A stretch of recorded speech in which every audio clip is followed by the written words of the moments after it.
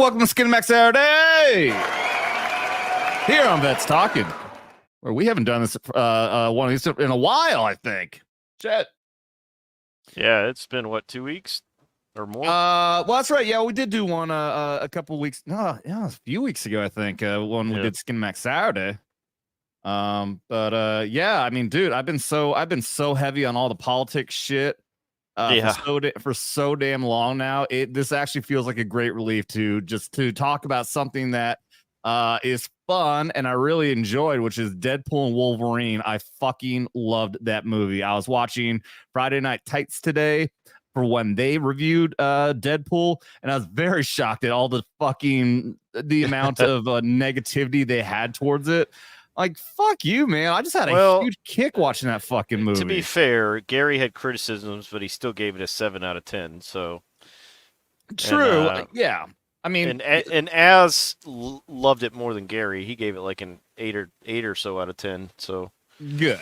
Yeah, those guys they're so critical. I mean, like, good God, man, I love you guys, but shit, can we just enjoy this shit? But I get their criticisms at the same time. We'll get into the rags and into the details about it here a little bit. How you doing, Alf? I'm pretty good. I had my channel's doing pretty well. I hit 500 subs. I'm actually at 550 now. Hell yeah. And the Fallout London streams I've been doing good for my subs. So nice. Yeah, I just need to get the viewing hours, which I'm working on. Kick-ass, slowly dude. but surely. Hell yeah, dude. Hell yeah, happy as hell for you. We'll definitely have to have some celebration when you get up there and you get that monetization. Yeah. That being said, let's say hi to some of the people here. We got Bruce been chatting it up like a mofo. What is up, Bruce? And Tom popped in here streaming, but he'll probably be popping in here later on.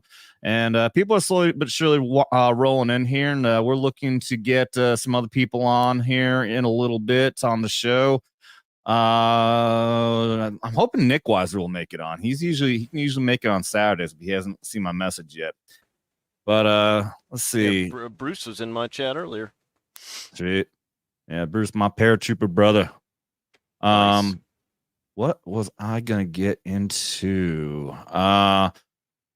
Let's go ahead and I want to point out, at least first off, what are you saying here? I love that they brought back the actress to let's be careful about the spoilers for right now. I want to stay on no spoilers for a little bit, and then we'll roll in, and I'll put a banner up here too to let everybody know that we are talking spoilers. And by the way, also, I know that we're doing a new time here.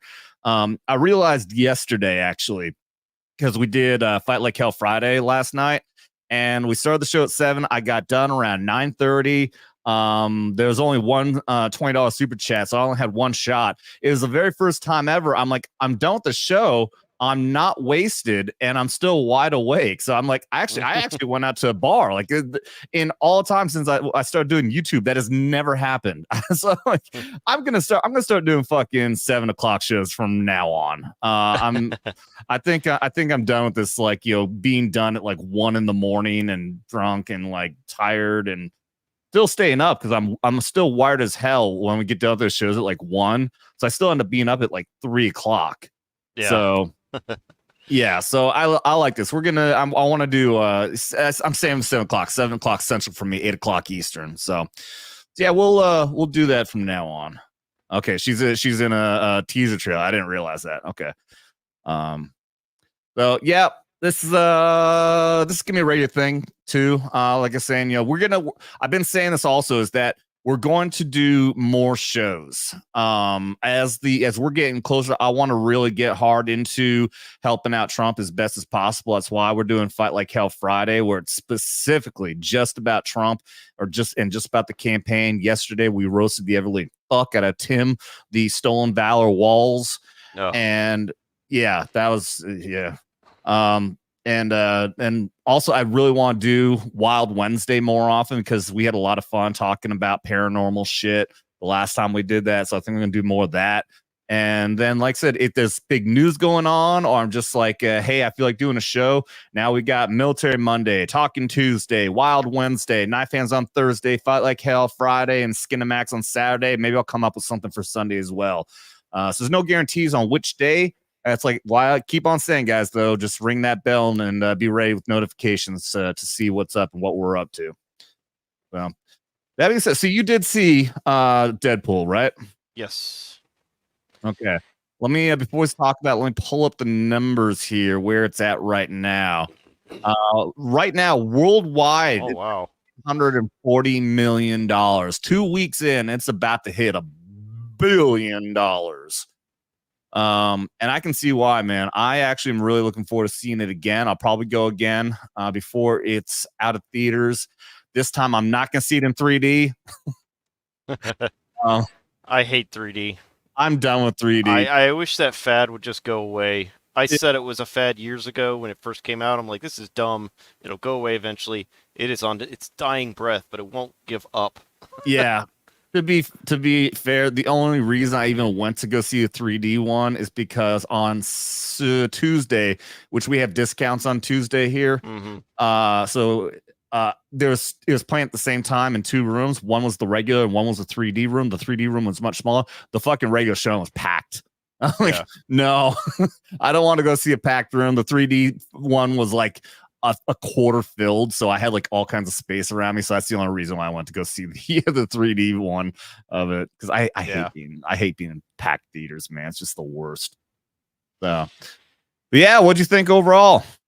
I liked it. I am along the same lines as I'd probably give it an 8 out of 10.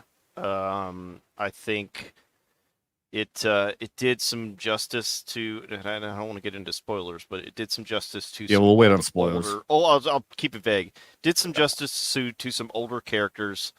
I'll leave it at that. But yeah, I liked it.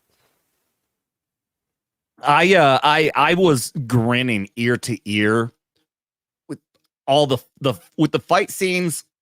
This isn't a spoiler. I mean, obviously you see there's fight scenes between Deadpool and Wolverine more than I thought there would be.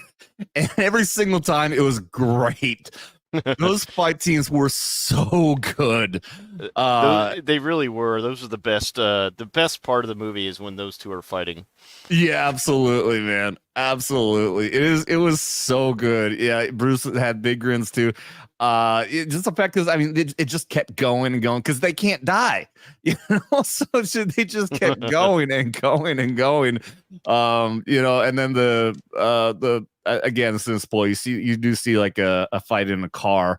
But the way that one ended, the way that Wolverine had to get him to stop, and because you just cut away and then also you see it. I was laughing so hard. Oh yeah, without saying what it was.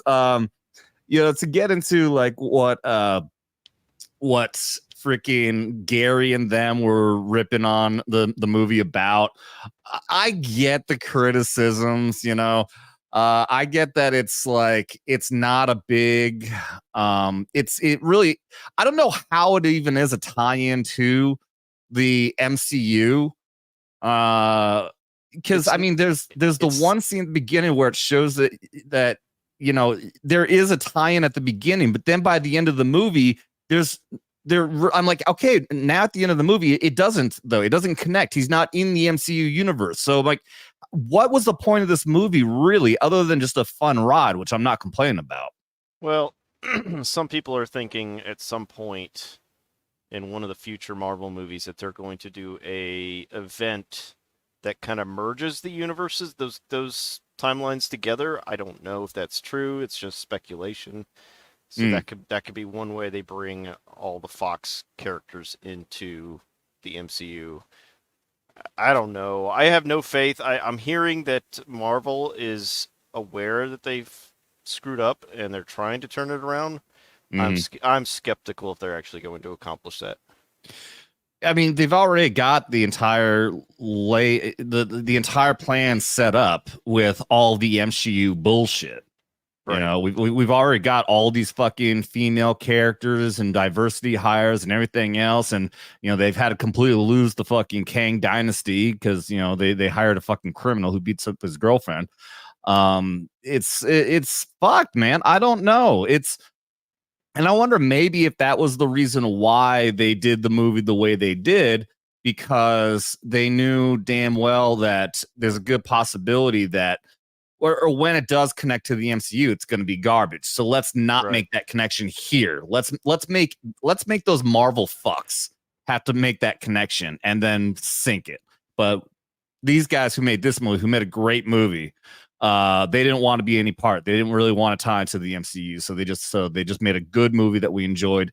And then at some point, unfortunately, Feige or whoever else is gonna fucking end up just killing it. And I mean, obviously not in a good way. They're gonna sink it. Yeah, RDJ is Doctor Doom. I don't know. And Bruce is saying that. I don't know if that's going to work because it's going to confuse a It, hell of a lot of normies.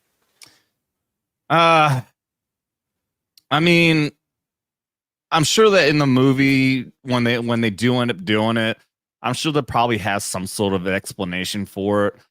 Right. Because I mean, the way that I'm seeing it, they're saying he's Doctor Doom, but I've kind of been interpreting it that he's a variant of Tony Stark. Still, that's what I think they're trying to do. But of course, all the hardcore comic book fans gonna be pissed off about that. Well, You know, unfortunately, excuse me. The Fantastic Four movie is going to take place in a retro futuristic 1960s in another timeline. that's right. That's right. So So it's that not. does It can't be right. Stark. Yeah. So Yeah. it's gonna confuse the hell out of a lot of normies that don't watch every single show and whatnot.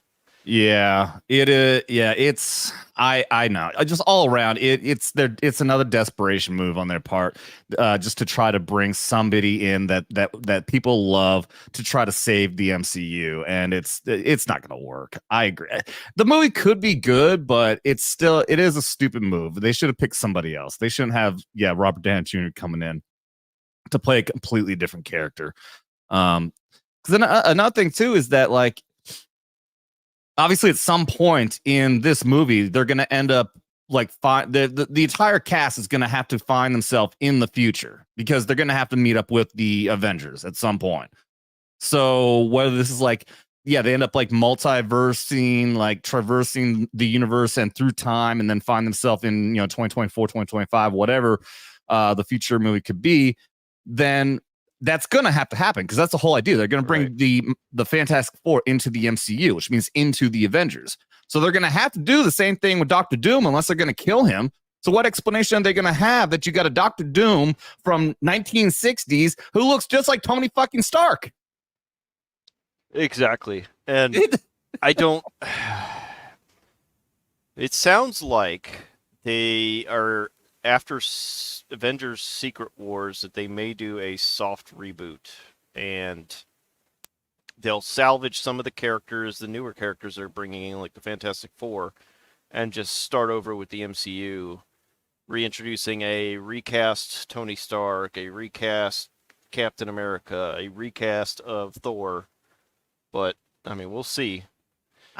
I mean, I guess at this point, their only hope is to have to reboot everything in a new universe, though. They can't go with the 616, which I'm not even a huge comic book guy, but I think but knowing that 616 is the comic book Avengers universe is bullshit. Right. To call the MCU the 616 when it's not. That's not it. But hey, what's up, Tracy K? Just happy to have you here, even if you can't pop in very much. It's just all around dumb, and they've killed this universe. Their only hope is to like make it something new. Like maybe that's what maybe. I think what they're doing with Deadpool, and I'll go ahead and I'll put the spoiler up, Tracy. If you don't want spoilers or anyone else, I'm gonna put the banner up. Spoiler warning. I'll give you time. Unlike FMT, where it says spoil one, then immediately spoiler right away for you without giving you a chance to turn it off. I'm gonna say 3, 2, 1.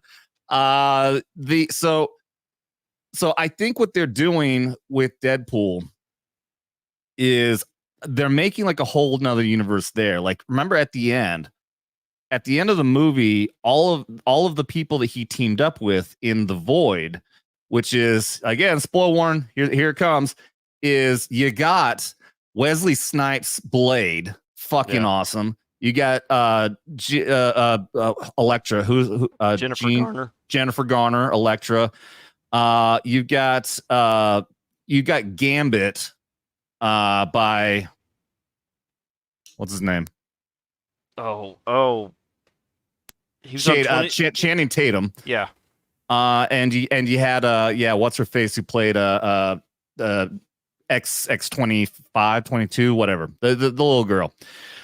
So all these people at the end of the movie, he did put in the request. He asked for all of them to get brought out, and we see X25 or whatever. We see the girl, but obviously it's assumed that the other ones got brought back too.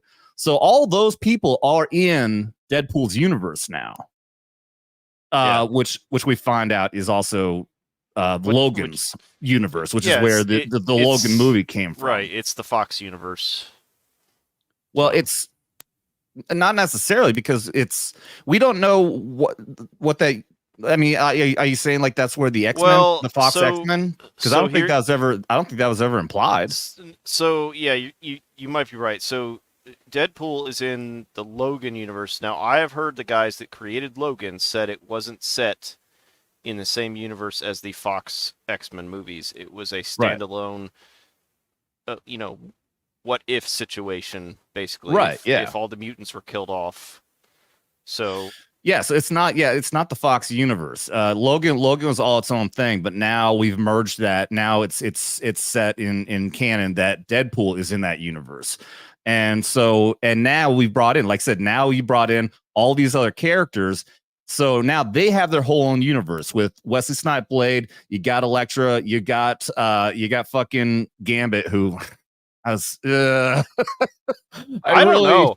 I was very iffy on Tatum's Gambit, man. He did not. He looked kind of weird with that. Very, very accurate. Very accurate. But I don't think Channing Tatum's the best person to play Gambit, but I thought it was funny. It was more of a parody version of Gambit. Yeah.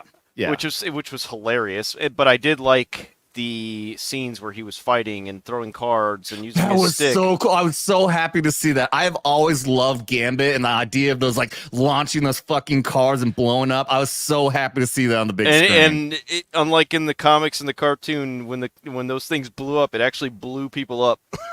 Yeah. Oh, dude. Yeah, I loved it, man. I think seeing Gambit like that, him fighting was one of my favorite parts of the movie. I'm not, as I think about it. But hearing him talk, though, knowing that's Channing Tatum talking in that accent, it didn't work for me. It didn't. Like I said, from a parody standpoint, I thought it was hilarious because hearing him do the Cajun accent, because some Cajuns do talk like that. They're hard to understand. So. Absolutely. What's up, Andy Pickles in the house? How you doing, man? Will Doom be Robert Downey Jr.'s Green Lantern? Oh, I get what you're saying. Like, will it be a flop like Ryan Reynolds when he played Green Lantern? Not in the same way, because I'm sure it'll be a much better quality than Ryan Reynolds' fucking Green Lantern, but I don't think it's gonna like kill his career or anything like that.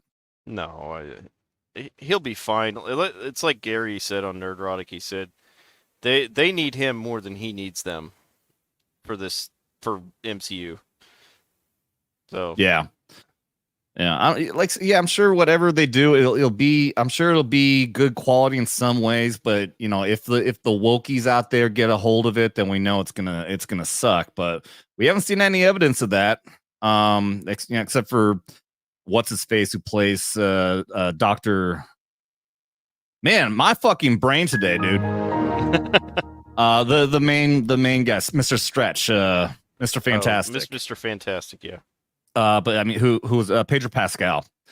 That fucker, he should not be in that fucking movie. At least that's the only one, at least, because they're taking a guy who's Hispanic and putting in there. Other than that, everyone else is perfectly fine picks. He's an awful casting for Mr. Fantastic. 100%. Yeah, I'm not even a huge fan. I can't remember what. I think I watched the cartoons as a kid of Fantastic. Yeah, definitely. I watched the cartoons. But even as, not even as a hardcore comic book fan or anything like that, I never read a single Fantastic Four. But even I'm like, Pedro Pascal, fuck you. That is not Mr. Fantastic. That's a fucking terrible pick. In a Sea of Rabbits, what's up, man? Welcome. I think when they had what's his name in Doctor Strange Multiverse of Madness, the fan casting for Mr. Fantastic. Oh yeah. I mean, they could have done better with his acting, and I'm not blaming his acting because he's a good actor. I think he was directed very poorly on how to present himself, but he would be a great him and his wife. That's all they need. Him and his wife will play because his wife's a great actor too. Yeah, and they could play the two, Mr. Fantastic and the Invisible Woman. Yeah. So yeah, well, at least go. Okay, so I mean, yeah, absolutely. I mean, they absolutely should have done that. But that's all. Null and void now. It's they've got Pedro. That's what they're running with. But so like I was saying, at least it looks like they might be setting something up in this Deadpool universe. Because like I said, also you got Logan there too. You got or at least that variant of Wolverine. So it's like they got their whole own fucking MCU going there in that universe. So maybe this will be like some sort of a merging, and it'll be a whole new universe, a merging of these two universes together, where you get the Avengers universe and what is now this whole other team. Who I don't know, maybe this could be like his new X-Force over there. I really loved the scene where he was traveling through time or through the different universes, looking at the different Wolverines. Yeah, that was the best. And the comic book accurate Wolverine was fucking hilarious. He's really short. Like I didn't even know that in the X-Men cartoon that people complained because he was too tall in there. I didn't realize that. Yeah. I always thought he looked short enough in there. I didn't realize he's like midget size. Yeah, he's like 5'4" or something in the comics. Dude, that's nuts, man. That is nuts. Yeah, he is so that fucking version of him, he was so tiny. A lot of people are making the crying for, and I would say crying in a bad way, but wanting to see Henry Cavill as Wolverine in the MCU. No, I liked it. I didn't like it. No, I can't see him as Wolverine. I mean, he's the same height, literally the same height as Hugh Jackman, so that's not a problem. But is he really? Yeah. Oh. Yeah, but the thing is, at least when Hugh Jackman came in as Wolverine, he was pretty much an unknown at that time. He became the Wolverine. Right. I already know Henry Cavill is Superman. I can't see Superman as Wolverine. If Henry Cavill walked in and I knew nothing about him, I'm sure he would be great. Right. I mean, the dude's all right. Like he's even got, he's got very fucking hairy chest and everything. He's a very rugged looking dude. He would be fucking great. But I think he's got the look. He does. Yeah, that's what I'm saying. Is that he does have the look, and I know that he can be brooding and all that. But I just like I said, unfortunately, in my mind, I see him as Superman. Now, right. Okay, and I'm saying this because also, we had the complaints about when what's his nuts came in as Batman. Yeah. Again, I need help, Alf. Oh, brain no worky. Not Matt Damon, but his friend. Matt Damon. No, I am thinking Matt Damon. Yeah, Matt Damon. Absolutely. So, no, Matt Damon's his friend. You're right. Affleck. Thank you. Yes. Thank you, Rabbits. Ben Affleck. Yeah, I thought that would be terrible, and I ended up loving him. He's probably top 3, one of my favorite Batmans. Michael Keaton's number 1 for me. Yeah, Ben Affleck wasn't too bad, and I was totally against it when they announced it. Me too. Yeah, I was like, that is the dumbest thing I've ever heard of. Yeah, exactly. So all that being said, in my mind right now, I see Matt Damon or Cavill as Superman. If a movie came out, I could probably be able to adapt and say, okay, no, that he's a great fucking Wolverine. That could happen. Yeah. What's up, Camden? Says, I knew a guy in high school who was like 5'4", super jacked. I could see a comic book accurate Wolverine and it would work great. You know, I'm sure that the people who are like really big into the comic books would love it. I'm not. Like I said, I was watching the cartoon and you know, it's just it looks so funny, dude. It looks so fucking weird seeing him like that teeny tiny look. I think it's funny because the scene when it first comes up, he's like he pops in through the portal and then Wolverine turns and looks at him, so they don't should give a full body shot. And then the next scene is him hopping up the stool. Yeah. It was so, I don't even remember what Deadpool said, but it's so funny. Deadpool was like, "Hey, little guy." That was fucking hilarious, dude. It would be, oh man. I mean, I'm sure people could get used to it, but I mean, now after having seen, God, I'm having a hard. I can't remember the actor's name who plays Wolverine now either. Hugh Jackman. Hugh Jackman. Good God. Yeah, Hugh Jackman's halfway to 60, so he can't keep this up too much longer. He's gonna go to 90. All right, we got 30 more years. All right, it was announced. It was said many times in the movie. What's up there, Hardy? I saw that arm pump too. Which arm pump? What I missed there? Oh. What's our opinion on Twilight guy being Batman? Yeah, I didn't hate that. I thought that was a very decent movie, except for the fact that it had four. It had a fourth. Somebody get me out of my misery. Make my brain work. Are you sure you haven't been drinking? I had one beer. All right, it might have been tainted. But yeah, that I like that movie, dude. And he was another one that, yeah, it's like, okay, yeah, the fucker from Twilight is gonna be Batman. Yeah, whatever. I thought it was pretty decent as like a really grounded movie. I thought it was pretty good, and I'm looking forward to the sequel. It was I'm okay. Looking forward to the Penguin though. It was an okay movie. I didn't like the third act. I thought it was a little contrived, but I was okay with it. You know. So. Yeah. All right. Let's see. Oh yeah, I did see this. Yeah, bring Jessica Alba back as. Oh god, she's so hot. Oh my god, smoking in the first. So fucking hot. That fucking bridge scene when she comes out naked. Good god, man. Here we go. Oh, hot. Want to touch the hiney. Oh man. Hey, what's up, Eric K in the chat? $2. I know these guys. We know you there, buddy. Thank you for being here. Hey, you failed on your job yesterday. I had a troll in the chat and you weren't here to moderate. It's all right though. We were just laughing at him. It was fucking great. This fucker pops in. Even a handle something like Kamala's fan or some bullshit like that.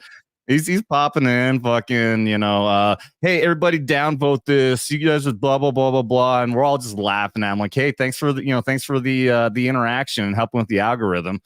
He disappeared like right away. We started asking all kinds of questions that we knew he wouldn't be able to answer. So, fuck those trolls. Eric K, thank you, buddy. Chug, yeah. And for those of you who don't know, we do have a drinking game rules. That's why we do that. Any single super chat, we do chugs, social, $20 more, and I do shots. I got my Redneck Riviera right here, ready to go. Let's see. But yeah, still talking spoilers. There was so many. Let's see how many. Okay, I definitely got a huge kick out of Johnny Storm. Yeah, man. I liked it, and initially I hated that they killed him, but it's what's his name? It paid off, dude. I think it paid off. It's Chris Evans, so I don't feel so bad. The whole thing. I think that the running joke, him. I think they did it really well. Popping in because it does sound like it's Captain America, Chris Evans. He's talking about we need to be. Oh, yeah. We need teamwork. Like this stuff. Obviously. It's Captain America. In my mind, there was nothing crossed my mind that it could have been him playing Giant Storm from Fantastic Four instead. And then he pulled that off. I got a huge kick out of it. I thought it was funny. Um, Oh yeah, you know, that if that's what you're talking about, yeah, I enjoyed that because that was great. Because you think yeah, it's going to be Captain America, but then it's not. yeah. But yeah, I was really shocked. Yeah, that they killed him off so quick. But of course, they made a good joke about it because it probably is accurate as well. Well, we couldn't afford to have him in much longer than that. And then the fact that it's just over and over again because Deadpool got him killed. And throughout the entire, I love the payoff because I stayed till the end. I watched the after credit. The payoff was so great that you see the recording that it really was Johnny Storm saying all that horrific shit. And then seeing, the guy that we've known as Captain America for so long who won't even cuss and he's saying all this horrible shit. Right. And the fact that he really did say all that, it was good. I thought that was well done. I enjoyed it. So to have the cameos that we did, the Sabretooth thing was cool. Seeing Sabretooth, that's not necessarily a fight I was really looking forward to. I didn't know the history. I didn't even know when I saw the X-Men movie, I didn't know they were brothers. Oh yeah, yeah. I didn't know that, so it's not something I was ever really too big on. I think that all the cameos we got were amazing. I feel like there could have been some other ones, but all in all, though, I want to talk about the whole plot of the movie. I thought was good. I thought that it was original. We didn't. They actually developed the bad guy. What's her face? Who turns out to be Xavier's sister, who he tried to kill in the womb. I thought they actually developed her character in a way that I cared about. When at the end of the movie, when she comes out and she actually has a sense, you just saved my life, so I'm going to let you go. I'm like, that is actually an honorable thing. And then when she hops into the universe, she doesn't try to kill them. She's got her own evil agenda, of course, but it was good. I actually thought that that her character was really good. And, unlike all these other bad guys we always have nowadays, you don't give a shit about them. What are your thoughts? I have my issues with the writing. I think, she was okay. I liked her, but I think the story was a little simple, and maybe that's fine. But I think there could have been more development. So as far as the cameos, I would have liked to see more impact from those cameos. Meaning, like in No Way Home, you had extra plot, for the different Spider-Men. And so the Amazing Spider-Man, he got a redemption, as in he saved the girl because he couldn't save his girl from his own time. You had, what's his name? Andrew Garfield? Andrew Garfield, yeah. Yeah, and then getting to see Tobey Maguire come back as Spider-Man, that was awesome. And he gets to talk about how he's, his life's good with Mary Jane and whatnot. Mm-hmm. So I was hoping for more of that with the cameo characters, but I guess they were time constrained. I don't know, but I get that. Yeah, and like we're saying, this is made more to be a big fun ride. So obviously they're more concerned about the fights and all that kind of stuff. So yeah, I absolutely get what you're talking about there, because obviously in that movie in Spider-Man, there was a lot of dialogue that really helped with the story that people appreciate because we cared about those characters. And yeah, to try to get that same sense with these cameos here, like I remember very little about Elektra from Daredevil. That movie was awful. And obviously Channing Tatum with Gambit, he was brand new. It was good that was a joke that, he said, like, I don't know, I might have just been born here. And because he just was. He didn't come from any movie or anything. He just got introduced there in that movie. So yeah, it would have been really hard to try to get any actually emotional connection out of that. Right. So and then the scene with Blade where he was like, I'm the one and only Blade. Yeah. and then Deadpool looks at the camera like, yeah, we knew what he was talking. We knew what he was talking about. Yeah, we've only waited like 10 years for this fucking. I can never pronounce the guy's name. Hiroshima Ali or some shit. Yeah, that movie. Marshala Ali.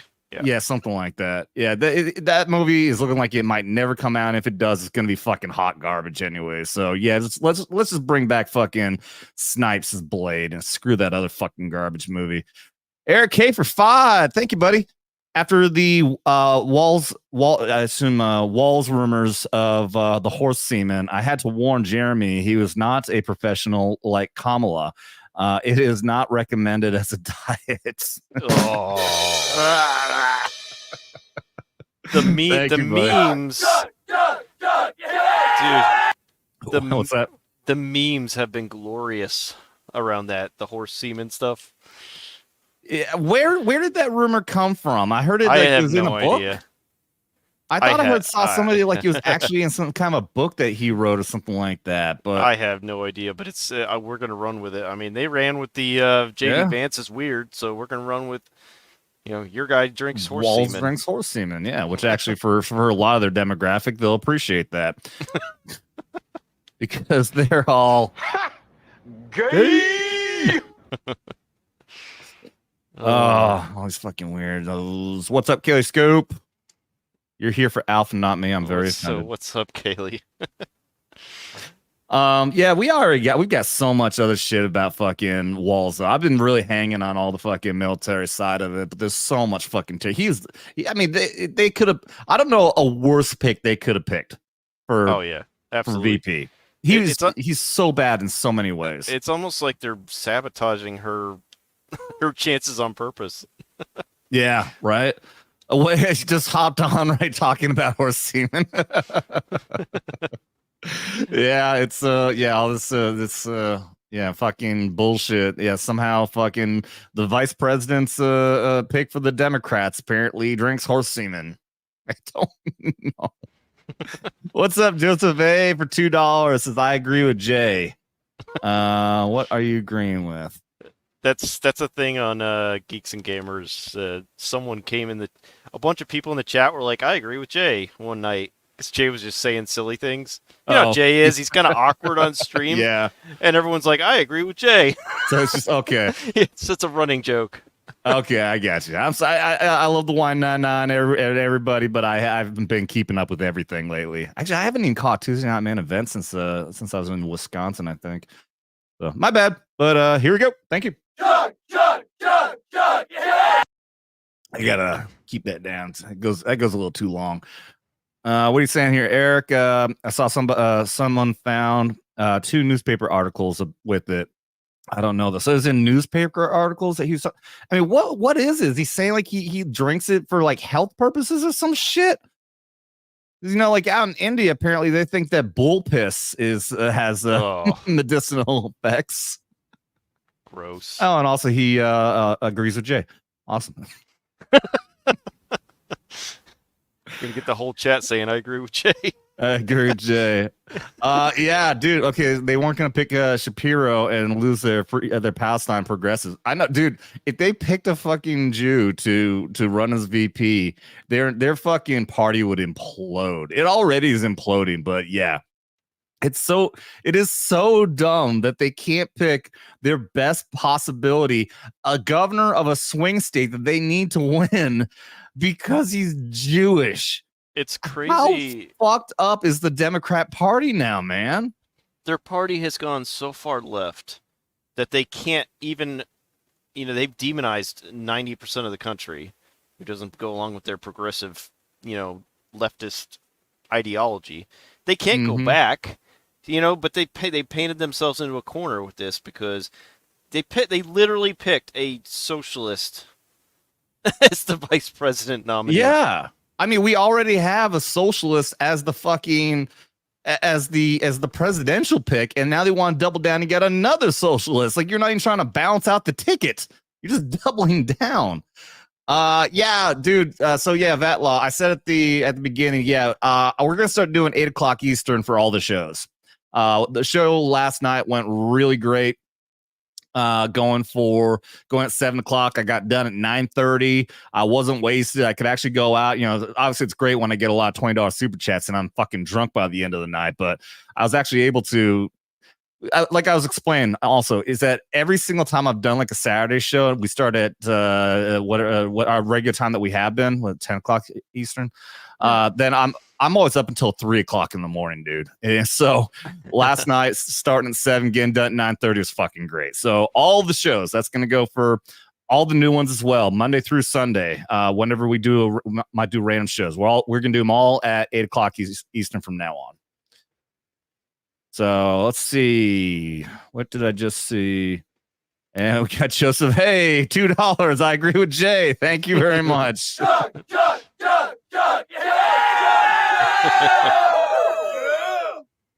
Oh, and Eric K, member for 3 months. He has a Tropic Thunder membership. I owe you a shirt, by the way, for that.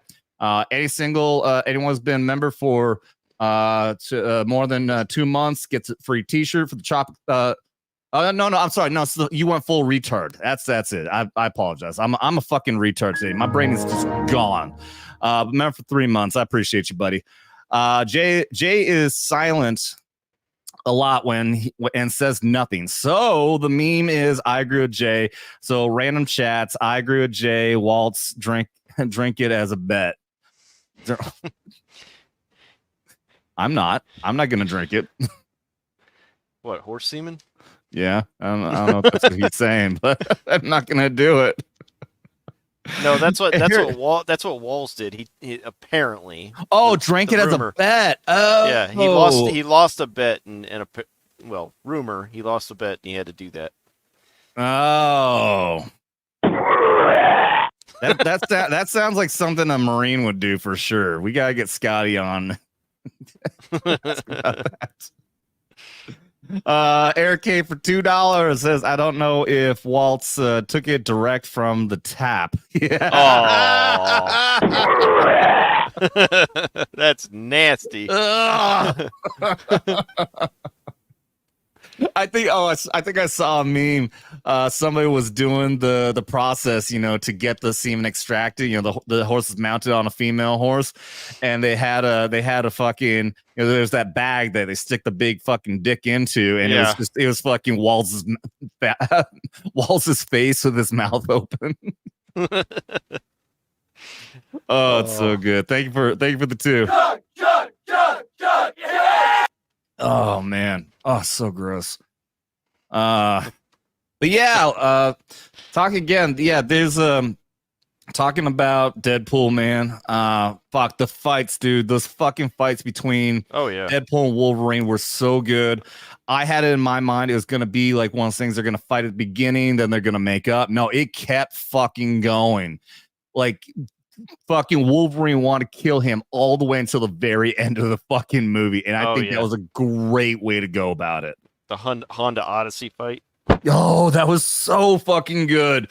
Dude, I mean, obviously they did a great job. They showed a lot of the fight, and then showed that it was going all throughout the night. And then Deadpool was like wrapped up in like all the fucking seatbelt like a fucking mummy. I was laughing so hard. All those fights are so good because it just goes and doesn't stop because they can't fucking kill each other. So, just all around. Those fight scenes were so great. Unfortunately, at the end, when it's the same thing, like when you get all these people all fighting at the same time, like I would love to have been able to see some fights lead up to that, some smaller fights. Like I would love to see Gambit more. We only just got one single fight and it was great, but I wanted to see more so much. I wanted to see more of Blade, being Blade. Yeah. But it was very limited. That's the Gambit fights I wanted when he was in X-Men Origins Wolverine, which was a terrible movie. Fucking awful. An awful Gambit, dude. Yeah. Yeah, he was so bad there. There was nothing accurate. He was completely different from the Gambit that we knew. And that's the thing is like Taylor, what's his name? Taylor Kirsch, whatever the guy that played the Gambit in X-Men Origins Wolverine is a good actor. He played in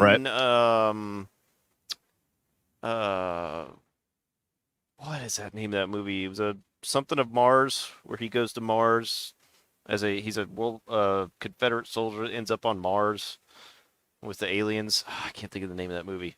Oh, Really? I know what you're talking about. Yeah, it's the name of the character, John Carter. Yeah, there John you go. Carter. John Carter. I agreed that I loved that movie. It didn't do well at the time, Mhm. so that's why they never made any sequels. But I thought it was a great movie, and he's a good actor. Yeah. He's in a couple shows I like too. So, but I think the direction of that movie was awful, and the way they didn't portray Gambit accurately. I think Yeah, he could. well, I mean, yeah, it's not. I mean, all you gotta say is the movie sucked. It's just all around. It was so bad. Yeah, and the most disappointing thing about it was, yeah, they did a terrible job with Gambit. But I agree, Wayne. You do not have to say sorry. Yes, Lady Deadpool's hot. Lady Deadpool was fucking hot. I actually do wish that she would have taken her mask off. They could have made a joke out of it, but I did see. I don't know if this is well known, but I think everyone does know, at least know that's Ryan Reynolds' wife, and the kids were actually their kids. Kid Pool and I think Baby Pool was actually no. Baby Pool couldn't be because Baby Pool's their baby's too young. Well, either way, the Lady Pool. What I heard is that his wife did the voice for it, but she was not in the suit. That's not what I heard. Hell, there is no voice. She doesn't talk. Yes, she does. She says something. She says something about kicking their ass, and then she pulls out the double Uzis and shoots. I mean, you absolutely could be right because I've said my brain's not working, but I swear I remember one of the other Deadpools said something. Not her. She said something, and then she pulls out the Uzis and then shoots Nice Pool, which that scene was hilarious. That was so good. You're gonna live. You're gonna live as he's literally getting shot, and you know he doesn't regenerate. And then his head explodes, and he carries him over to the side, and he's doing compressions on his chest. I don't think he's gonna make it. He's like, I don't think he's gonna make it. No, they showed a woman. She's a stunt woman by trade. Okay. Yeah. So his wife did the voice. The stunt woman was in the suit. Well, that's disappointing. I wanted it to actually be her. It was just her fucking voice. That's dumb. She's got the body to pull it off, though. If she did, right? I mean, they even made a joke earlier. Nice Pool was saying, she's got an amazing body for someone who just had a kid, and that's literally what happened. Ryan Reynolds' wife just had a kid, and her body. Yeah, so I mean, that would have paid off then, But now I'm disappointed. I thought that really was her. Alpha's right. Wife did the voice. The one in the suit was Gal Gadot's stunt woman. Yeah, that's definitely Gal Gadot's body. Yeah, she's tweaked. So yeah, and okay, so that too. Okay, I know that everyone was bashing the ending of the movie, the way that Deadpool and Wolverine. I really did think that they were gonna end it by Wolverine sacrificing himself. I really thought that was because I didn't think that Hugh Jackman wanted to come back anymore. The fact that those two together, managed to keep it so they didn't have to die. The whole fucking thing was very convoluted, but I'm like, I'm glad it ended that way instead of. It was a better ending than it could have been. There's a lot of ways that would have been just a real downer, or a way to ruin all the vibe that we had. I thought that was a good buddy cop ending. They hated each other up until the time when they saved everything by working together, and then after that they were friends. So that's the way I'm looking at it. I get the criticism, it's pretty dumb, the antimatter, all that shit. They should have died, but the fact that they did it together. They're saying also that fucking what's her face should have just let go. I'm just gonna go in my mind that it just works. Okay, maybe she was stuck. She couldn't pull her hands out. And it was cheesy, but I got a big Guardians of the Galaxy vibe out of it. At the end of that movie, they were able to maintain that power stone by all holding together. So I was okay with it. What do you think, though? Yeah, you're right. It was a little hokey the way they ended it. I think it could have been done better. Although the part where Deadpool and Wolverine are holding the things together, and then Wolverine's shirt explodes off. Yeah. Deadpool's looking at his abs. and then they do a circle around. Okay, and that was another thing that they were ragging on in Friday Night Sights. And yeah, okay, so his wife has bigger boobs. Well, then they should have had the wife in. Not complaining about Lady Pool. She's hot, but I like the big boobs. Yeah, the gay jokes were way over the top. I didn't have too much of an issue with it because, you know, he has always told gay jokes, but it's like he's really coming off like straight up fucking homosexual. You know, right at the beginning, he's talking about he thinks that the TVA that come at the door at the beginning of the movie, he thinks they're actually like strippers or whores. So he was willing to go to another room and get fucked. That was over the top, dude. You know, making pegging jokes and everything, but actually talking about wanting to fuck a dude was too much for me. I'm not gonna say it was too much because I still enjoyed the fuck out of the movie. I was still giggling at the jokes, but it was over the top. And it's very obvious that they had no problem sexualizing the guys, but not the women. I mean, why didn't they make one single sex joke about Lady Pool? They didn't make one. Yeah. I am honestly surprised they did all the gay jokes because you would think the LGBT mafia would have been upset with that, you know? But they weren't making it in a disparaging way. That's the thing. He was making jokes about like actually wanting to get fucked by the TVA guys, by, you know, him staring at the abs. I mean, he was coming off as an actual gay character. So that's why I'm sure that the fucking LGBT mob wouldn't get offended. They're gonna go out and celebrate and say, "Yay, Deadpool's gay." Am I wrong? But the same LGBT community that gets upset when a gay character is not played by a gay person, you know? I really don't think that's the case. They have problems with, you know, somebody who's not black or somebody who's I'm sure they have no problem with trying to imply, like they'll imply that this means Ryan Reynolds is gay. They have no problem with that. Another thing that I was just thinking of that I had a slight problem with this movie is a lot of the characters that were part of his team in Deadpool 2. So like Colossus, which was a great character. I think they did. That was the Deadpool movies the Deadpool movies are the first time they got Colossus right. Mm-hmm. You know? Oh yeah. And they should have brought him into this movie, and Cable too. But I guess they couldn't get what's his name to play Cable again.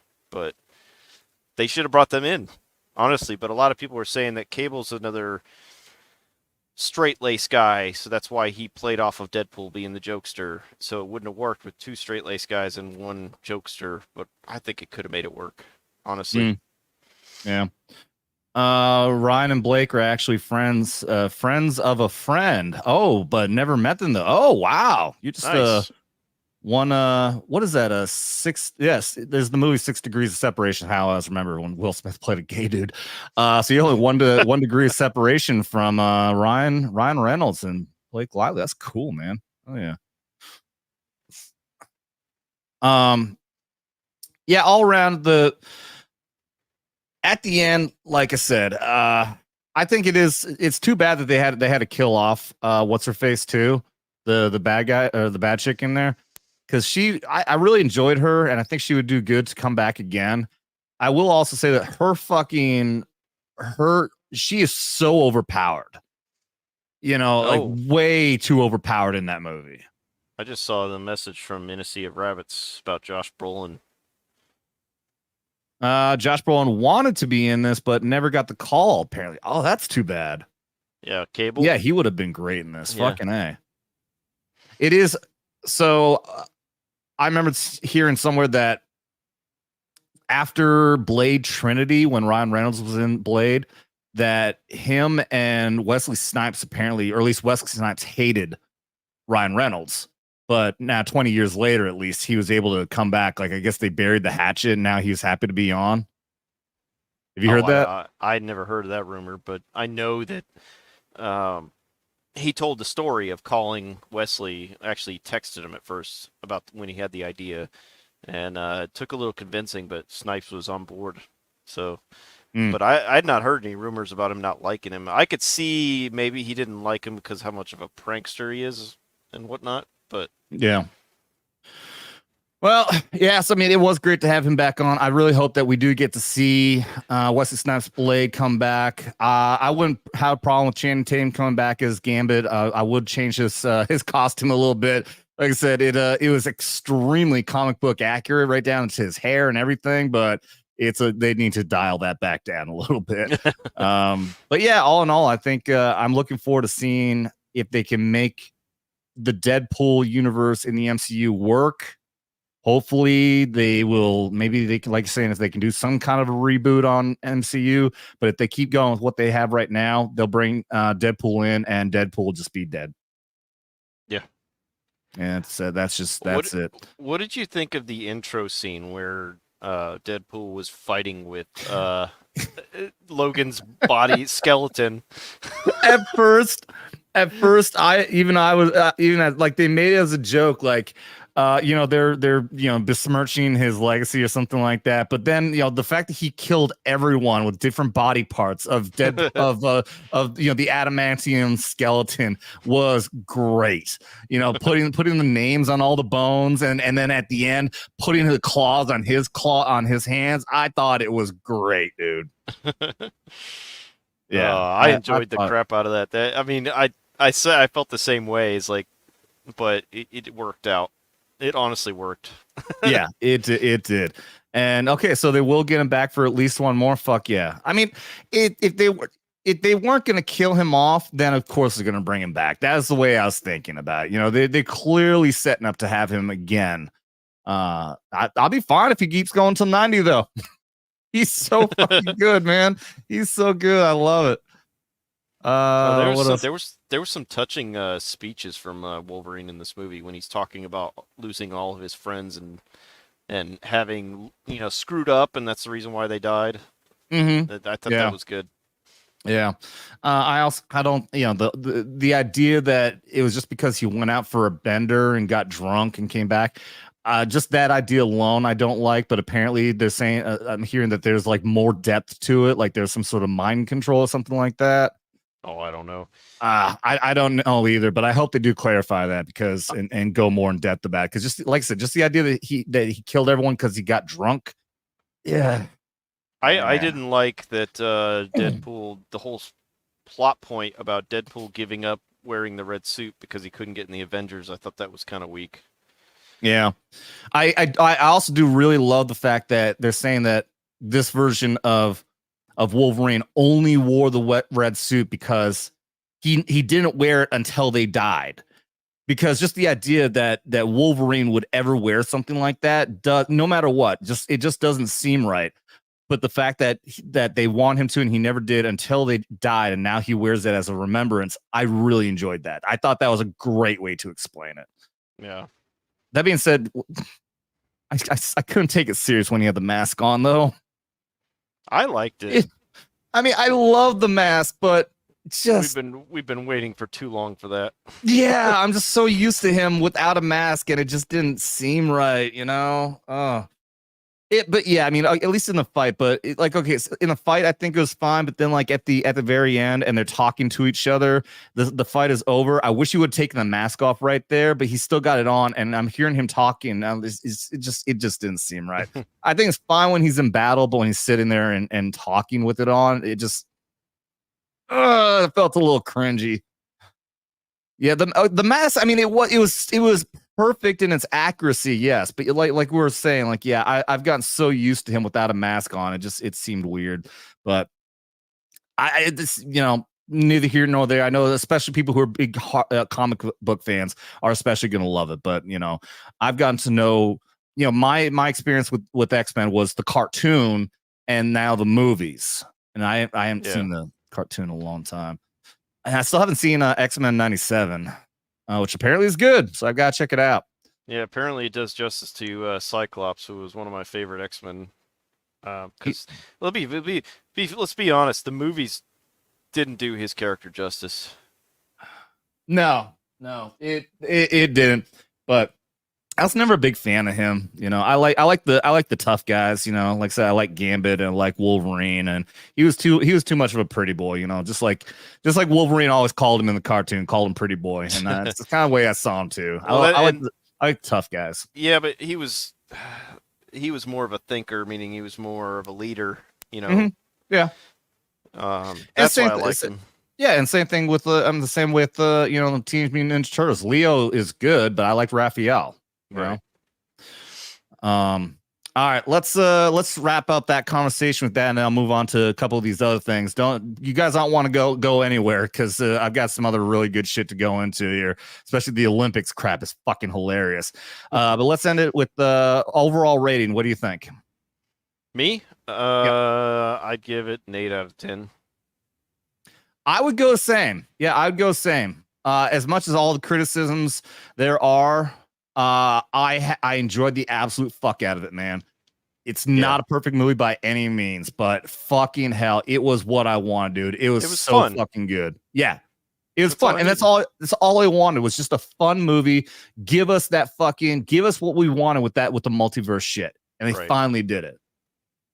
So yeah, and I've seen got Bruce with an 8, Wayne with a 9. There you go. I like it. Let me put up the other ticker here. Since we got a lot of the small donations so far, if any donation comes up next, I'll do a shot. Well, I don't think it's $20 that we've got to, but I just feel like doing a shot, to be honest.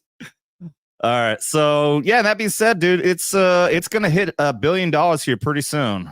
You know, the guys on FNT were saying they don't know if it's gonna have legs. I think it's gonna have legs, dude. I think this movie's gonna keep going for quite a while. I think it's gonna do really good, and I think it's gonna keep going, being really good. And even Mahler, who didn't really like it, he even stated that your average viewer is gonna like it, and it's probably gonna make $1 billion. Oh yeah, he said that. Because at least he has the self-awareness to understand that, you know, that maybe he didn't like it because he's very particular, but he knew the average audience was going to like it. Yeah. Exactly. You don't need much of the lore, the background, or anything. It's a good, entertaining, fun summer movie, no matter who you are. If you know absolutely nothing, you can hop into this and be entertained. Yep. So, all right. That being said, I got some funny shit I'm going to go to, but before I get to the funny shit, I want to share this too. I think everyone's already heard this. The Salty Nerd podcast studio got broken into, which really sucks. This is the same studio that we did our live stream from in Vegas recently, and it's really sad. I've done shows here 3 times now. I did it with the midweek hump. I did it with Comics Division, and we did my show in there. So I've been here 3 times. I got to know all these guys very well now. Matt has been a really cool guy to me, and it's really sucks that these assholes. So they're even saying, "Oh, look, they reinforced the time." This is the second time they've been robbed, and it's obviously the same fucking guys. It's gotta be. It's targeted. Yeah, it's targeted. So they're even talking about they've reinforced, because they have reinforced it. They reinforced the places where these assholes broke into last time. So instead of going in the way that they did before, look at this. They got them right on camera. Yeah, look at this. They're breaking. Yeah, they're breaking that one down, but they don't know that they've installed other cameras. This is actually the parking lot right here where we all partied at after the last show we did. We got Dermy and Devil Made Me Do It over here doing the threading thing, and I got to kick Dermy square in the nuts. It was fucking great.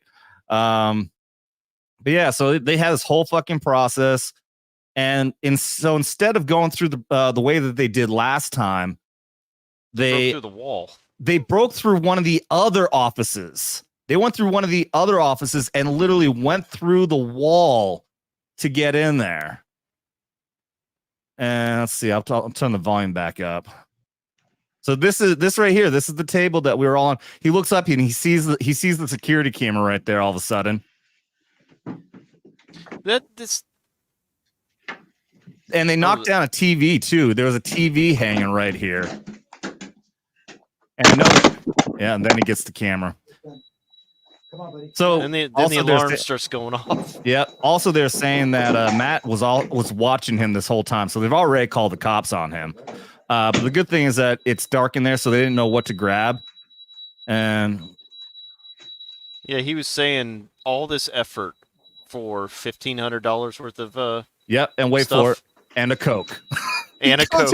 And steals a Coke. There's bottles of liquor there. You could have grabbed one of these bottles of liquor, but he grabs a Coke.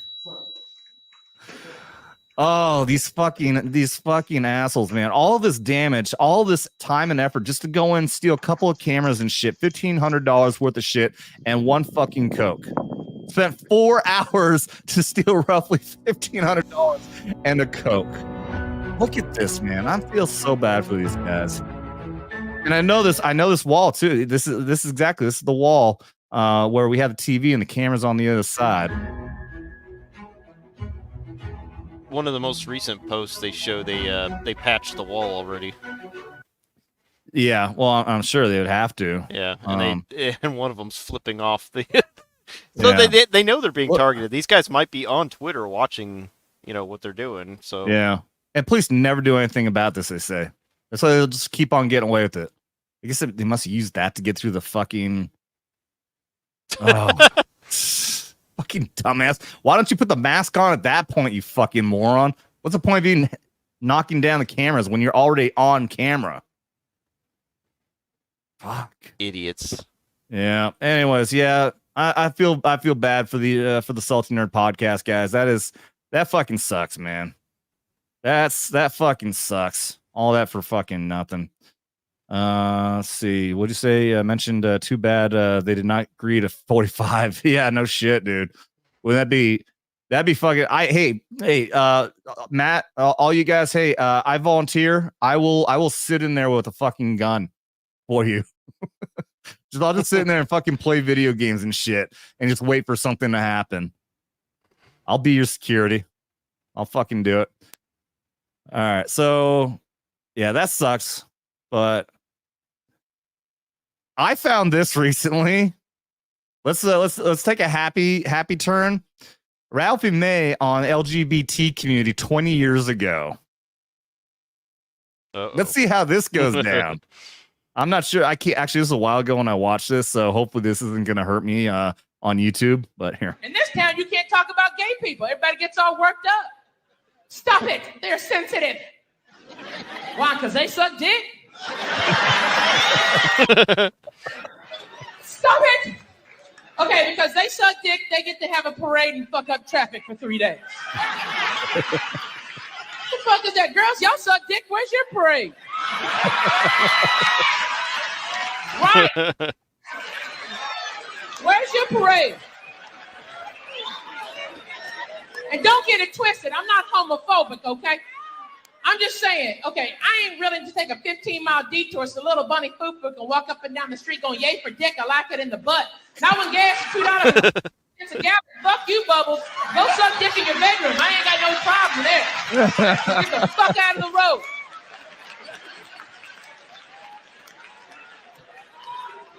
And gay people just take shit that used to be everybody's and make it gay. Remember when you was a kid, you draw a picture of your house, you put a nice big rainbow in the sky? Gay. Yep. They done, I want the rainbow back. You can't have the rainbow, Amen. goddammit. We didn't vote on this shit. I didn't get an email. Fuck you, greedy bastards. How many colors do you need, goddammit? You already got pink, and now you need the whole fucking spectrum? Jesus Christ. And what the fuck does a rainbow have to do with sucking dick anyway? It's magically delicious, huh, girl? Right? Wow.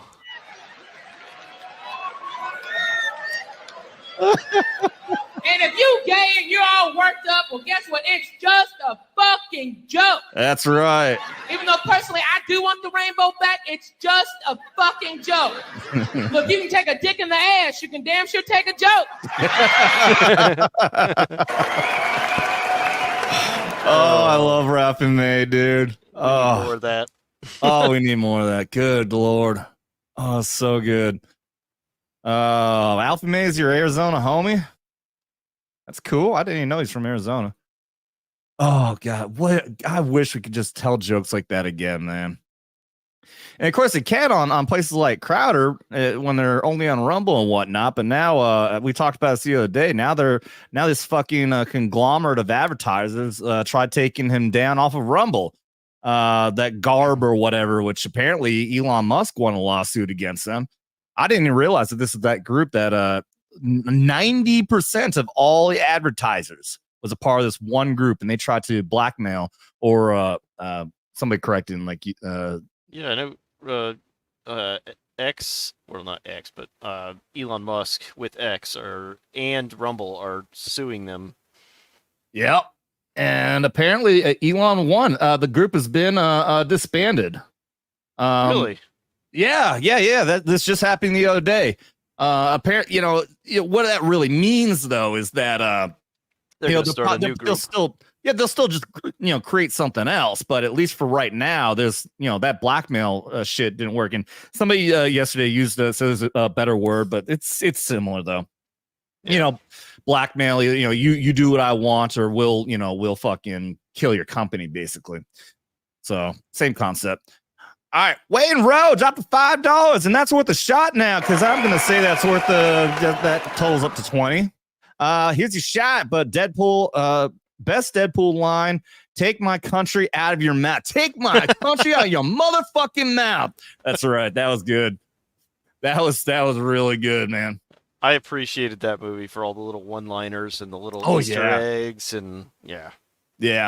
I got to go back and I got to watch. New Rockstars does the best job of breaking down all this shit. Can't remember his name, but there's the guy who always, "Welcome to New Rockstars. I'm Eric Voss." As soon as I say it, like, okay, I hear the name in my head.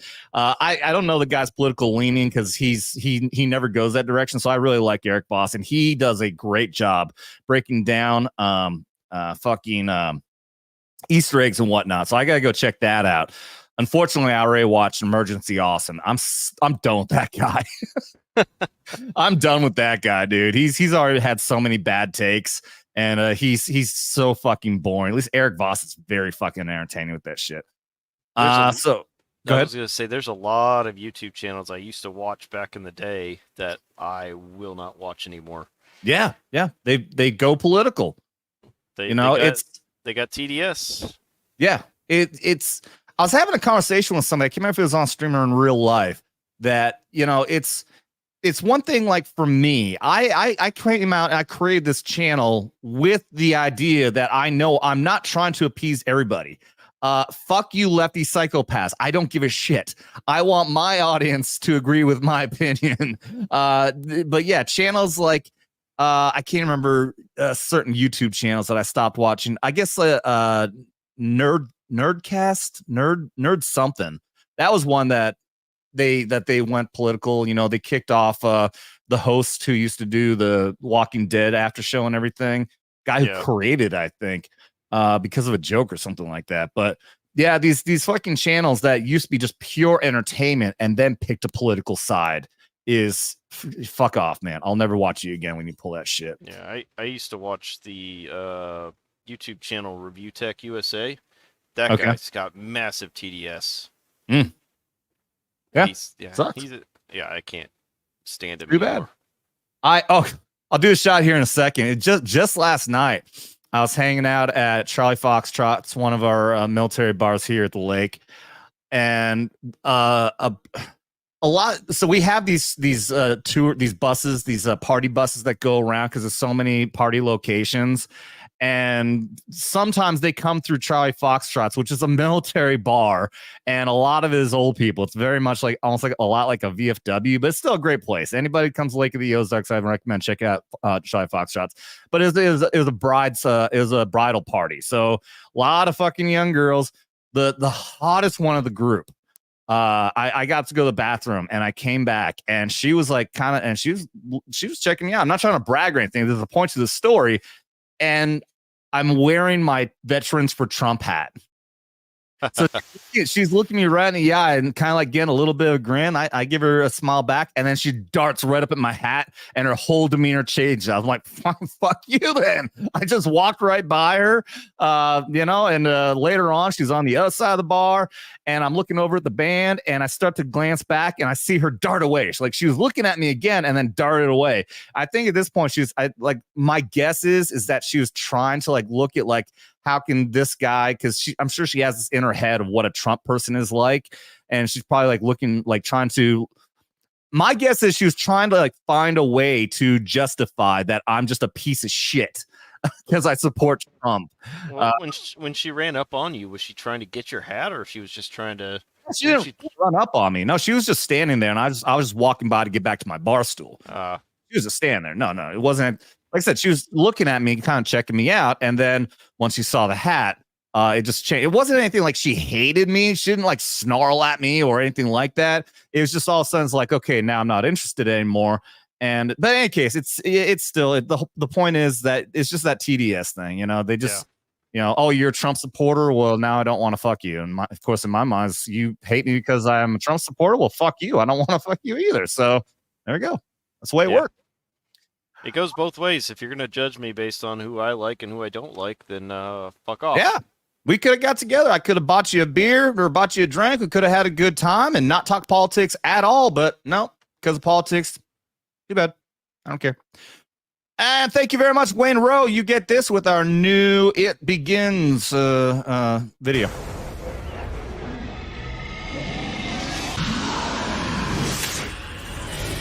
It has begun.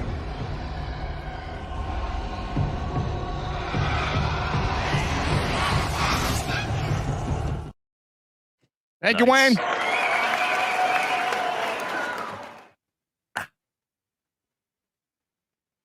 Just so everybody knows, I'm kind of totaling up all the small chats and saying that was worth the 20. Nice. Otherwise, it's normally 20. Yeah, I just wanted to take a shot. All right, so that was fucking great. I'm sure at this point everyone has heard about the really awful, stupid shit's been going on with the Olympics. It's all been bad enough. It's like pure fucking like demonic, like the way that the opening has been. Oh yeah. And the fact that they are celebrating men beating women. It's pure fucking evil. But what's not evil, but it's just fucking stupid, is the fact that there's breakdancing. There is now a breakdancing category in the fucking Olympics. And it was awful. Even when I heard that, I'm like, at least in my mind, I'm like, okay, I'm thinking it's so dumb. That's so dumb that we're doing breakdancing. Retard alert, class. We're doing breakdancing in the Olympics, but at least in my mind, I'm thinking it would be good breakdancing at least. And this video right here kind of encapsulates what my thinking is of what I would have thought it was versus what we actually got. Oh, I saw this. This is good. This is back in the day. This is breakdancing back in the day. This is cool, man. You actually have to have talent for that. Yeah. Instead, this is what we got.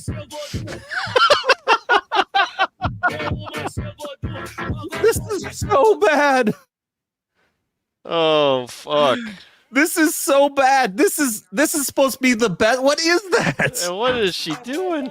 This is supposed to be the best of the best in the fucking world. Wait, did it just start back over again? Yeah, it did. Okay. I can't believe that. It just, you are so bad at what you do, and you're supposed to be. Apparently, I heard like she was supposed to be a professional dancer in another art like ballet or something like that, and then she got into that. But so I guess she's from Australia, but good lord, that's all you can come up with. Yeah, she should have worked a little more towards that. Yeah, I think there definitely should have been a little bit more fucking effort. And we got some more clips of her fucking awful this stupid performances that she put on. My God, I've never seen somebody do a fish flop so badass. That was an absolute burn on her opponent. The fishity flop. And now the fish moves back into the water. Now she does the crab. The crab walk. That's the most impressive thing right there. That's the only thing. Look at her face. She's like, oh, yeah, I'm badass. This is so cool. And we look at the last one here. That dude. Oh, okay. All right. Let me, I'll get out of here. Before we do that, Wayne Rowe for another 5. Thank you. He says, RE attack or re-attack? RE attack Seth Rogen ruined the boys for me. White man breakdancing is a war crime. That's right. Oh, Peter Quill did it better. You're absolutely right. Toddlers have better moves. That's Curly from the Three Stooges. Although this timeline is terrible. Yes, you're 100% correct there, sir. All right, I'm pulling up her opponent right now. Her opponent was Team USA. Oh, was it? For some reason, I thought that was a dude, but I guess that makes sense. It would be woman against woman. Yeah, this is women's breakdancing. Now let's now be careful there because we don't know what a woman is. We can't misgender. Exactly.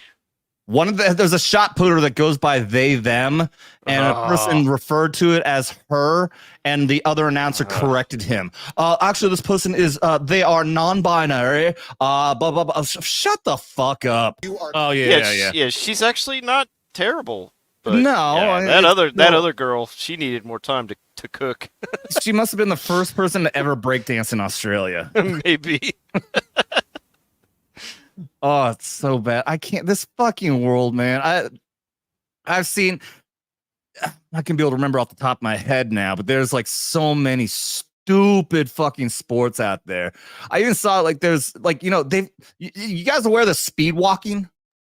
Speed walking is a race in the Olympics. None of them are actually speed walking. If you slow it down, like the rule is you have to have both feet, or at least how's it go? Like both feet have to hit the ground at the same time or something like that. But in any case, it's not. They are all breaking the rules. It is so dumb. They're jogging. They're jogging is what it is. I saw someone post a video of the Olympic speed walking, and he's like, I've never seen so many people have to poop at the same time.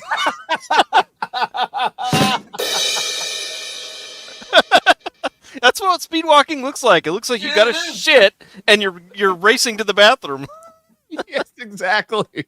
Clenching your butt cheeks. Exactly. Oh, this Olympics is such a fucking mess, man. I can't believe this. The Olympics just needs to die. You know, the entire Olympics Commission is just, it's all fucking woke bullshit now. It's really amazing. You know, everything, it's like 2020. It's like at the start of 2020 when COVID hit, it's like that's when the universe is shifted somehow. Yeah. You know, 4 years ago, or when was the last Olympics? Because is this the one that got postponed from 2020? Because it was supposed to happen in 2020, right? 2020 was supposed to be the Olympics. Yeah. So is this the first one since then, or did we have one? It must be. This is the first one since then. So if you think about, I can't remember what the last one. Somebody tell me what was the last Olympics? Was that? Oh, I think it's in Rio de Janeiro. I think it's South America. And the last Summer Olympics was Rio. Well, the one in Rio de Janeiro was in 2016 because I was deployed to Afghanistan at the time. Okay. Oh, okay. And so that's right. Tokyo. The Tokyo Games got postponed to 2021. Okay. Rio was 2016. Okay. All right. So, but the point is that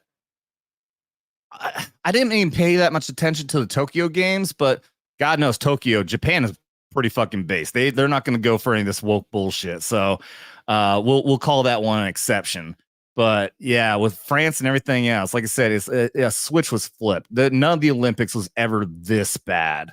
You know, the fact that, you know, you got men and women's sports now, you got opening ceremonies that's disgracing the Last Supper.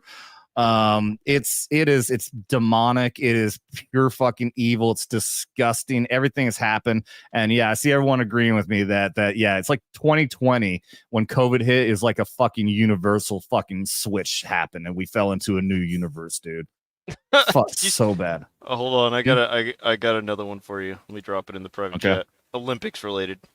Okay, while you do that, I'll explain. Also, I was gonna play the. I was thinking about playing the teaser trailer for Snow White, and I opted not to because the trailer itself is just a teaser. There's really nothing to it. What's obvious though is I will say this is that it's obvious that we know that Rachel Zegler fucking killed that by opening her fucking mouth too many times well before the movie even came out.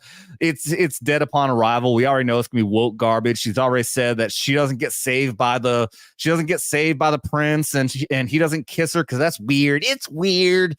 So we know the movie's gonna be stupid garbage. The whole teaser trailer tried very hard to make it look like this is your classic Snow White story.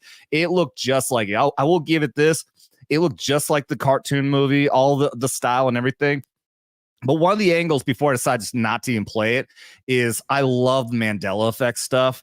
And have you heard about the one from Snow White, Alf?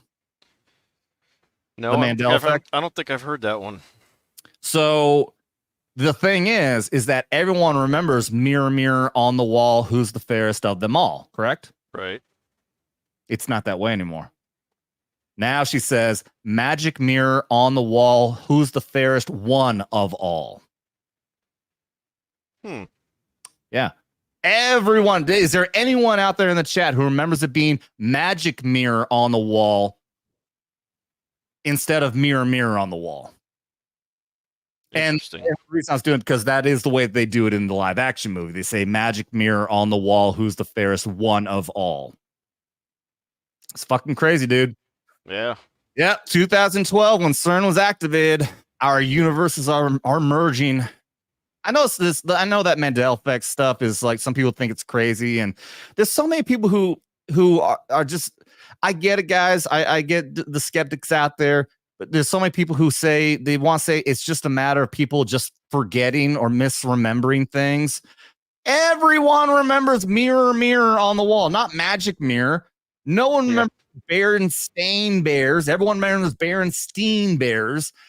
It can't just be a coincidence or just mass fucking forgetting. How does everyone fucking forget that it's not?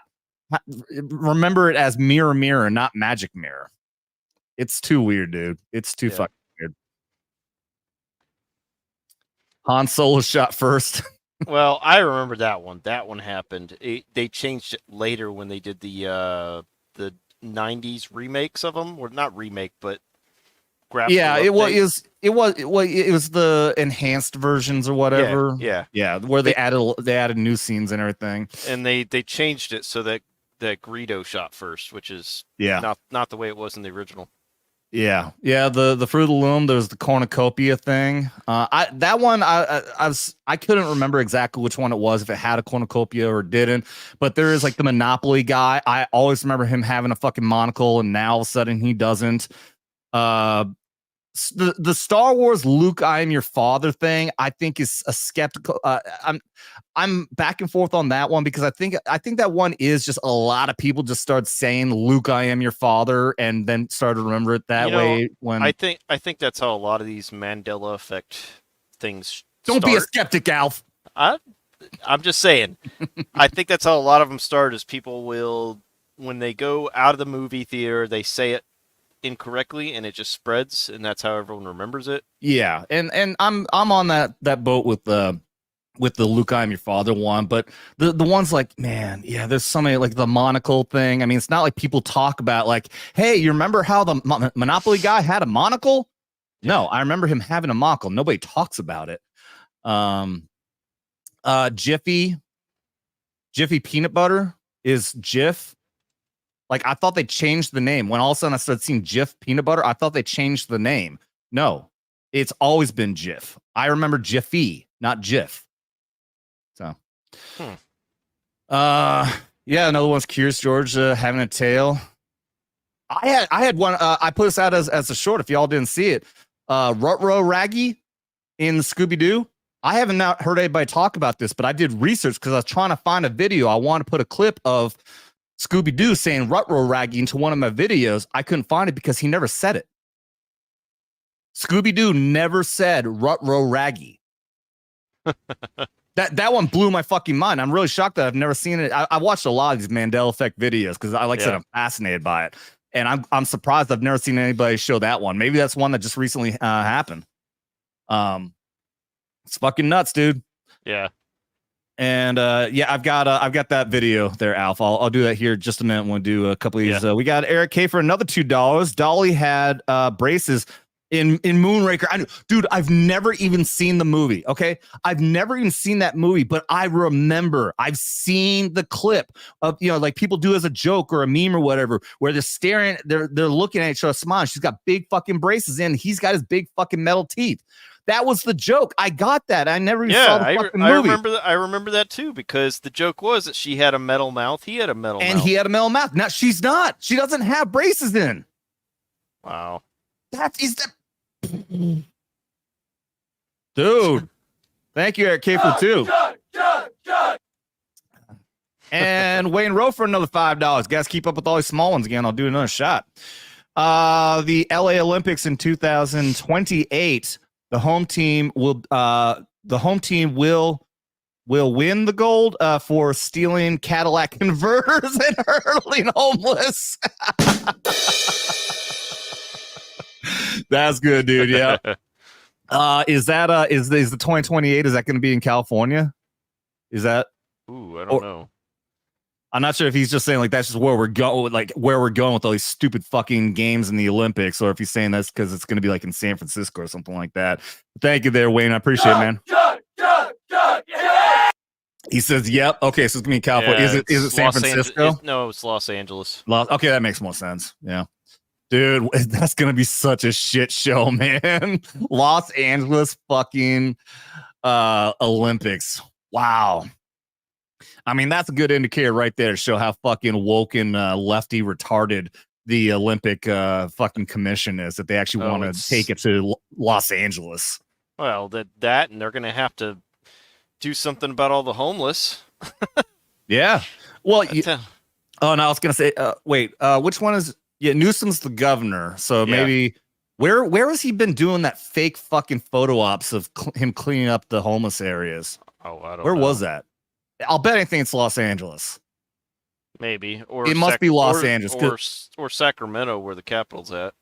Because no, but my point is though is that the next Olympics is going to be in Los Angeles. So he recently signed the fucking thing that's going to do something to clean the area up, and he's putting shit out there that he's cleaning it up. I think it's very indicative that he's doing that because the Los Angeles is going to be the next fucking location. Someone in the chat said San Francisco. Okay, well, what is it now? We got a conflict of information here. It's got to be Los Angeles. It's San Francisco. Doesn't seem like the kind of place they would do it at. Well, California doesn't seem like a place they should do it at. But all right, let's pull this up. Yeah, I've seen this before. Yeah, this is. At least we know for a fact this is not the women's pole vaulting, or maybe.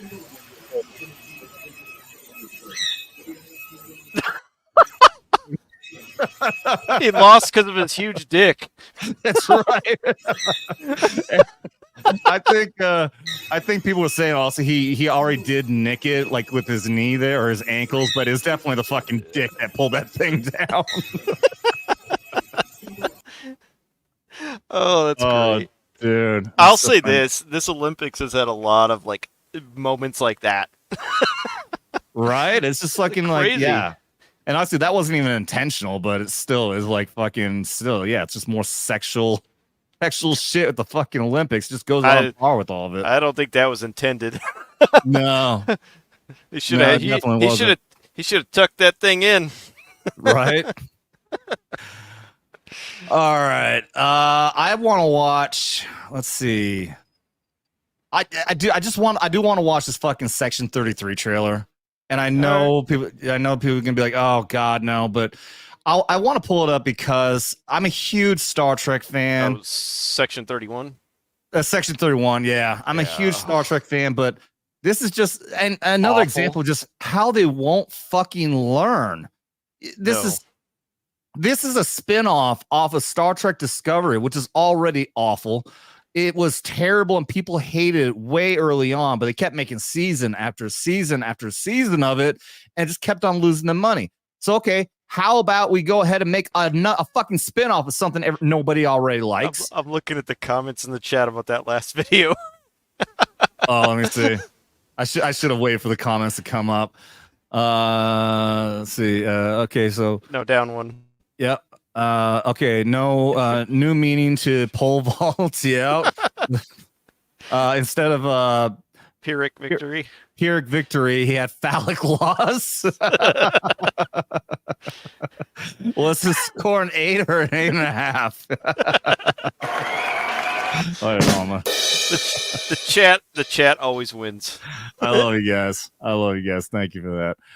All right, but yeah, I hadn't even watched all this yet, but just glanced at it. Like I said this about Discovery when it first came out. This is a sci-fi show that could have been all right, but it's a sci-fi show that has nothing to do with Star Trek, and they just slap the Star Trek name on it. This is even worse from what I saw. So let's check this out. My problem with it is the music. Well, among other things, but it's not Star Trek atmospheric music. You'll see if you haven't seen this yet. Let's play it. Okay, ladies, now let's get informed. Already. Okay, ladies. Rap music? You gotta be fucking kidding. Exactly. Everything is rap music nowadays. Fuck that shit. Yeah, we got rap in the fucking Gladiator movie coming out. Fucking hell. Yeah, that was the trailer before the trailer. I hate that shit. Yeah, trailer before trailer. Misfit content. Fuck off. An emperor can only be loyal to duty. Thus does the Empire. I want to take bets on how many white men we're going to see in this. I say 1. Remains. What do you think? I don't remember. I watched part of this. You don't go off of what you remember. I'm saying take a guess. Oh, I'm betting 1, and he probably dies, or he's the bad guy. Yeah. Strong. Or he's gay. That's the other thing. Or he's gay, and then they're okay with that. There was a white man, but he was dying. These are all bad guys, I think. Look at all the women. Of course, yeah.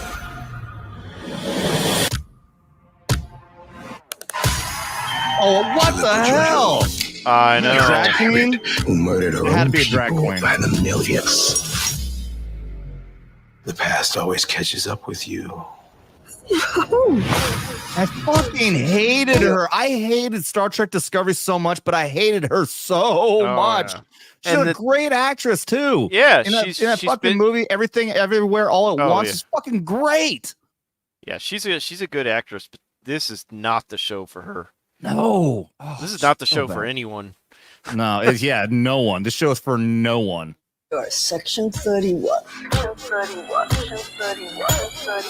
course they have. That's another thing I saw somebody making a point about. Section 31, that's like this clandestine, super secret fucking organization where now they have their own specific comm badges, their own ships. It's like it used to be the joke used to be with the Navy SEALs. They used to be very clandestine, and now the modern day Navy SEAL is sunglasses and movie scripts. But yeah, the Section 31 is supposed to be unheard of, and they only reveal themselves to you if they need you for something. Right. Yeah. And now even then, they don't tell you they don't tell you that they're called Section 31. They just, I'm with a clandestine organization, and we need you to do this. You know? Now in this universe, which is supposed to be the main universe still, now they got black comm badges only unique to Section 31. You guys have no clue what you're fucking doing with this shit. Okay, ladies, now let's get information. Is that a Borg? Okay, ladies, go let's back. get information. Wait, go back. Is that a Borg? Ladies, now let's get Is that a Borg or is that some sort of a biosuit? That definitely looks like I a Borg. don't know. doesn't It looks like a Borg to me. It does. information. The Borg weren't even around at this time frame. Well, technically in Star Trek Enterprise. I know. I hated that episode. Yeah. But the Borg were not commonly around at this time. Now, granted, they have somewhat come out and said that this show is not in the prime timeline. I'm not going to get into that argument. They finally admitted I'm not even going to go there. Crap. I see that Blue Core Devil, you fucking beast, dude. You got 5 shots to do. Bro, I love you, man. Big bomb. I love seeing that red. When's the last time I've seen red in here? We're definitely gonna we'll get back to this fucking hot garbage here in a second. And dude, I love you, Blue Cord. Thank you, man. Thank you. You are keeping the lights on around here, and I love it. Blue Cord Devil for 100. Woo! Thank you so much. It says just jumping on here to give some love and shots. Today is 1 year anniversary of my wife passing away. Oh, dude. That sucks. Yeah, I remember, man. That was like shortly after you found the channel, we were hearing about that, man. I'm so sorry. I'll read the rest of this and then I'll go on. Again, her heavenly wings, peace and prayers. Watch you sick, stay calm, stay armed. See y'all next week. Thank you, man. Thank you so much. It is so sad that we had that journey essentially together because you were on here. You told us about her cancer, and I definitely will never forget the episode when you came on and you told us that she got her wings, man. Dude, I love you so much, and I hope things are going well for you after losing your wife there. Remind me, I think you what was it? You kept on dropping super chats for an amount because it was her favorite caliber. Please, I've been forgetting everything tonight. I can't remember anyone's name, so I hope you'll forgive me for not remembering that. But dude, it's been an amazing journey having you on here, Blue Cord. I appreciate the fuck out of you, man. And like I said, God bless your lovely wife. And I'm bad with these kind of things, so let's just take a shot. All right. Let's see. What's a good one to honor with that? Not much, because it's kind of that's a rough one. So let's just do. You asked me before to do one Dermy last time. So let's go back to an old Dermy one for it. Hey, help me, please. Stupid, holy. Whoa! Oh. Yeah, that's right. You got him. You got him. Enough. Are you okay? Yes, okay, yes. I'll be right back. Hey, come here. No. I think he's out enough. Thank you, Blue Cord. Long-time supporter of the channel. Big time supporter of the channel. Long time, big time supporter. Thank you so much, man. Adam showed up retarded today, not drunk. That's right. And yeah, imagine what happens after a few of these shots. Then things gonna really go downhill. All right. I'm gonna circle back and we'll do some more shots for that here in just a minute. Let's finish up this trailer first. If I can be not retarded and just click on this button that's right here. All right. So yeah, I don't know if that's Borg or not. Obviously, it looks like if it's not Borg, then fuck them for making something that looks Borg but isn't. Exactly. But at the same time, I mean, it's definitely like their version of what a Borg would look like too. This is like a tank Borg. He looks like someone from Helldivers 2. He's pretty jacked. Yeah, that's ridiculous. Borg aren't like that. But in any case, all right, let's just play through. 31 is a Black Ops division. Spy work. Starfleet is here to make sure no one commits murder. What a cute idea. The blue hair. Blue-haired wench. It's going to be bumpy and bad. Cool. I haven't seen any white guys on the crew other than the Borg dude.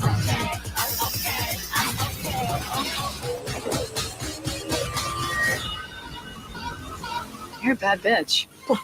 We can't trust you with our lives, but here we go. Somebody's got to keep it lively. Right? They don't say.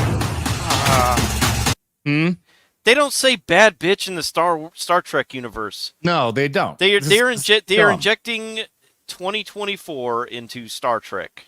Yeah. That's what they want. They want the old to be gone and create something new. Here's the thing: these guys. Star Trek universe is supposed to be far in the future. They're more enlightened. They're more proper. They're not. It's supposed to be a space opera. That's what Star Trek has always been described as, a space opera. But they're not doing this bullshit. No. I mean, people had a hard enough time with fucking Jar Jar Abrams fucking Star Trek, which I didn't mind, but that was turning Star Trek into Star Wars. This is just ridiculous. They're injecting 2024 hip hop urban culture into Star Trek. Yeah. Fuck this. Hey ladies, now let's get information.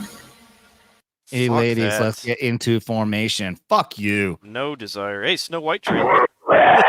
Yeah, I'm not gonna pull it. I've heard it's garbage. That trailer looks good. I'm not gonna lie, it looks like the cartoon, but I know what's gonna end up coming out because we've already heard Rachel fucking Zegler open her goddamn fucking mouth and spew out all the stupid shit's gonna be in this movie. But it looks beautiful. I'm not gonna deny it. The other thing is, what's his name? That little person, Peter Dinklage. He made a fuss about them putting midgets in movies. And so what was Disney's solution? They decided to animate them. So you have taken away 7 jobs that little people could have done because it would have been offensive. Yeah. I'm sure it would have been offensive. And Peter Dinklage, who's like the most successful fucking dwarf of all time. Yeah, it's so dumb. Yeah. So yeah, they showed one really quick shot of the animated fucking dwarves, and they looked like out of the cartoon. Yeah, but so, it looks off with a regular real life person there though. It would have, yeah. I mean, still amazing. Remember when they first came out with the picture and it was just like all diverse people, and I still wonder what the hell that was about because they said like that they were actually like stand-ins or something like that. I don't understand, but it was like it's all fucking black, and they're all tall people too. None of them were actual dwarves. Yeah, but stupid, dumb, and we're gonna do another shot. How about it? You guys want to do another shot? Do it. Let's do it. Because Blue Cordell for 100. Let's do this. Hey, that wasn't an approach.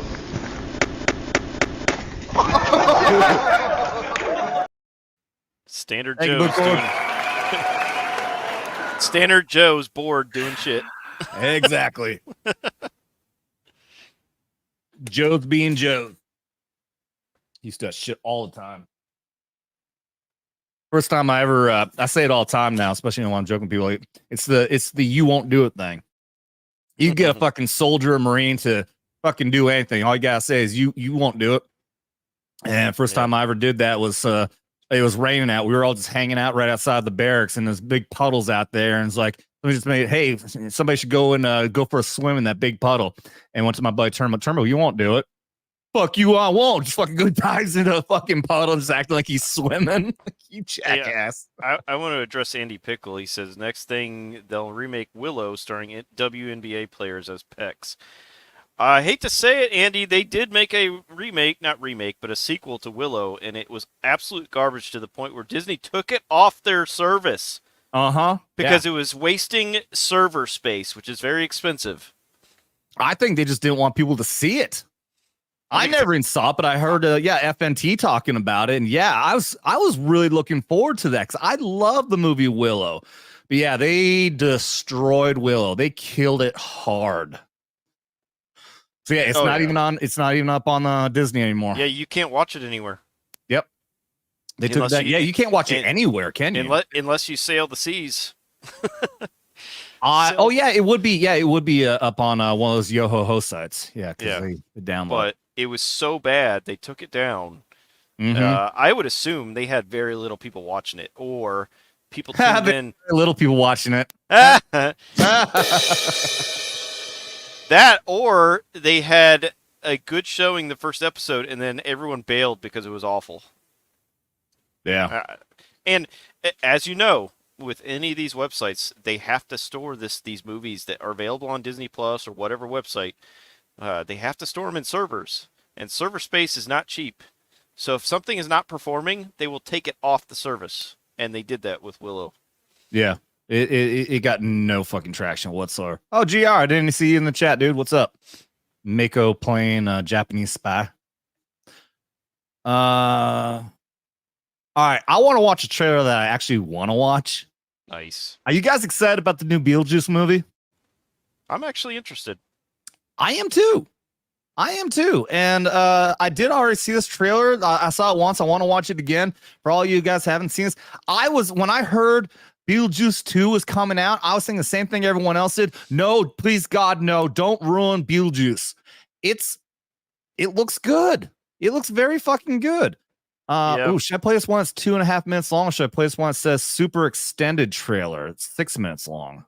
It might be fake though. It may be fake. I'd go with the official trailer.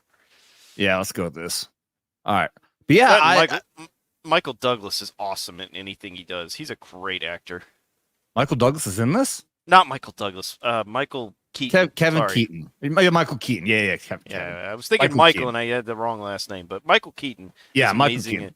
He's amazing in everything he does. He was in The Flash.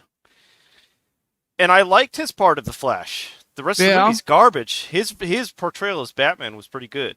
It was still him as Batman, yeah. And he is my favorite Batman. He was my Batman. I was a kid, and it was the experience of my dad taking me to that movie is one of those experiences I never forget, you know. So he's always going to be my Batman. But yeah, Beetlejuice coming out, and I never even, because I was a kid at the time, I didn't even know the controversy that when he got tapped to be Batman, everyone was saying, "You mean the Beetlejuice guy? He can't be Batman." And he ended up being my favorite Batman of all time. But yeah, Beetlejuice is great, and and this looks like it's actually holding true to the original. So let's check it out.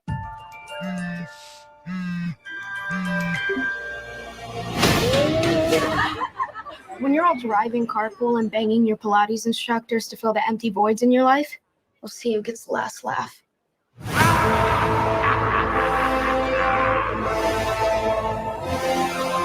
Wait, isn't the girl that's in this, isn't she the one that played in that Addams Family show, but she was just playing the girl, the daughter? Oh, Wednesday. Yeah, she played I don't Wednesday. know. It does look like her. You know, I was wondering where I know this girl from. That must be her. That's her. Yeah. She played Wednesday. And I heard that show wasn't bad either. I need to watch that.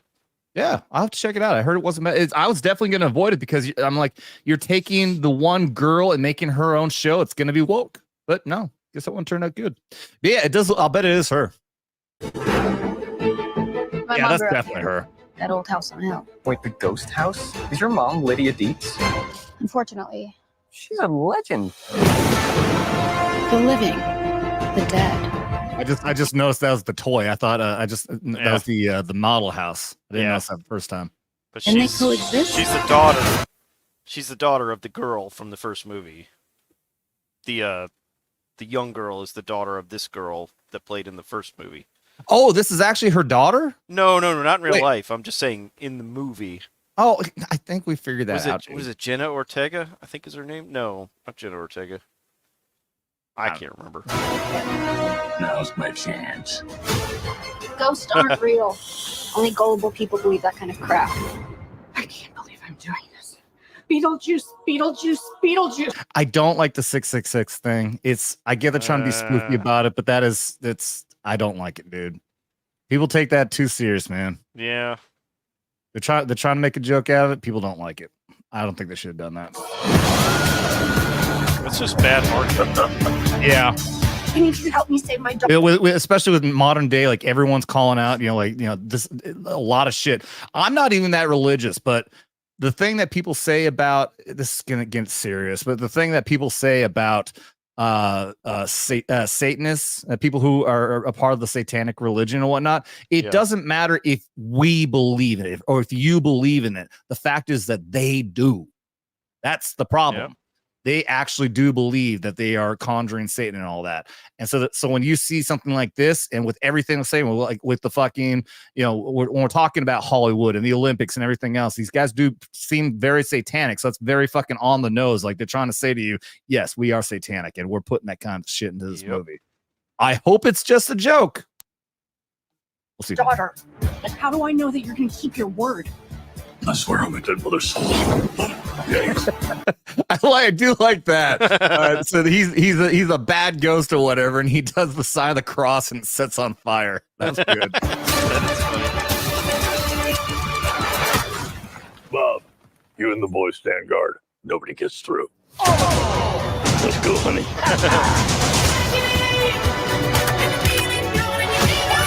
I don't know. Is this a new character? Oh yeah, this is supposed to be like his wife, right? I recognize.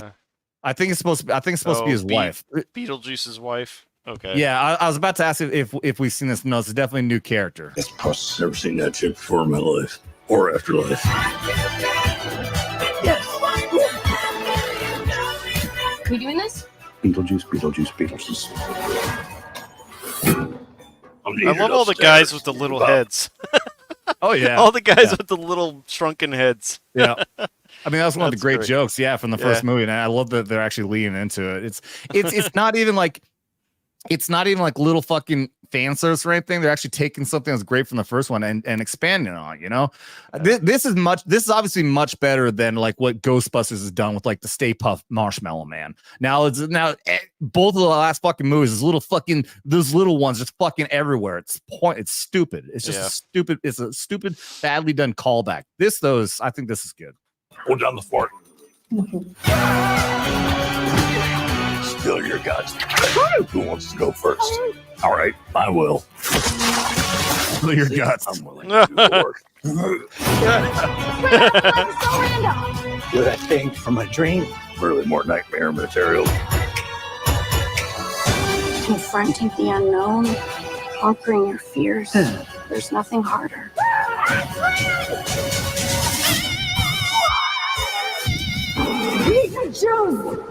What? Oh, you know what I just caught? The mother from the first movie's in it. Well, I mean, there is that. Look at this though. Hold on, let me get it here. Keep going. Look at this. The animation is the same. Yeah. The animation of the sandworm is the fucking same. They didn't even try to like make it look better.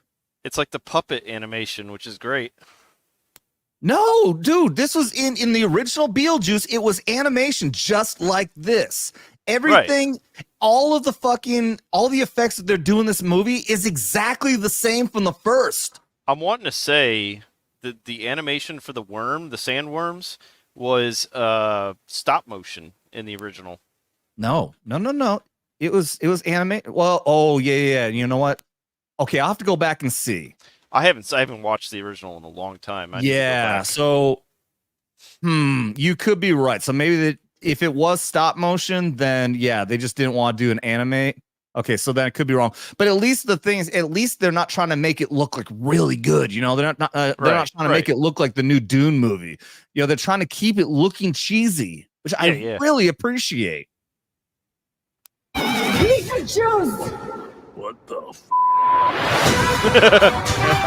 Thank you all for coming to this special occasion, but right now would like a little privacy.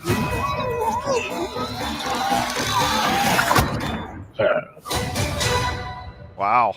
Oh, dude, I'm looking forward to that, man. I like Joseph A. says, but will they sing Deo? I saw that. Deo. I bet you they'll do something like that. Well, we did see a real quick shot of them in that church there where they did something there. So it looks like in the church scene there, I think they're gonna do some sort of a fucking scene. They're gonna do something. They're definitely gonna do something. At least Alec Baldwin is in it. Was he in the first one? Yeah. Who did he play in the first one? He was part of the couple that bought the house. The ones that are alive, because remember that died. Oh, they died. They bought the house. They died, and then they were stuck in the house as ghosts. Yeah. I completely forgot that was fucking Alec Baldwin. Yep. Wow. Yeah, good call. At least he's not in it.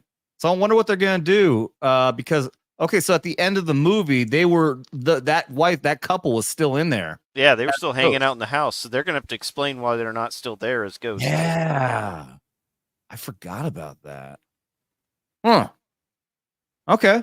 Cool. Thank you, Wayne, for pointing that out. Yeah, I completely fucking forgot about that. Yeah, he got shot. He gets shot. got shot. No. Well, yeah.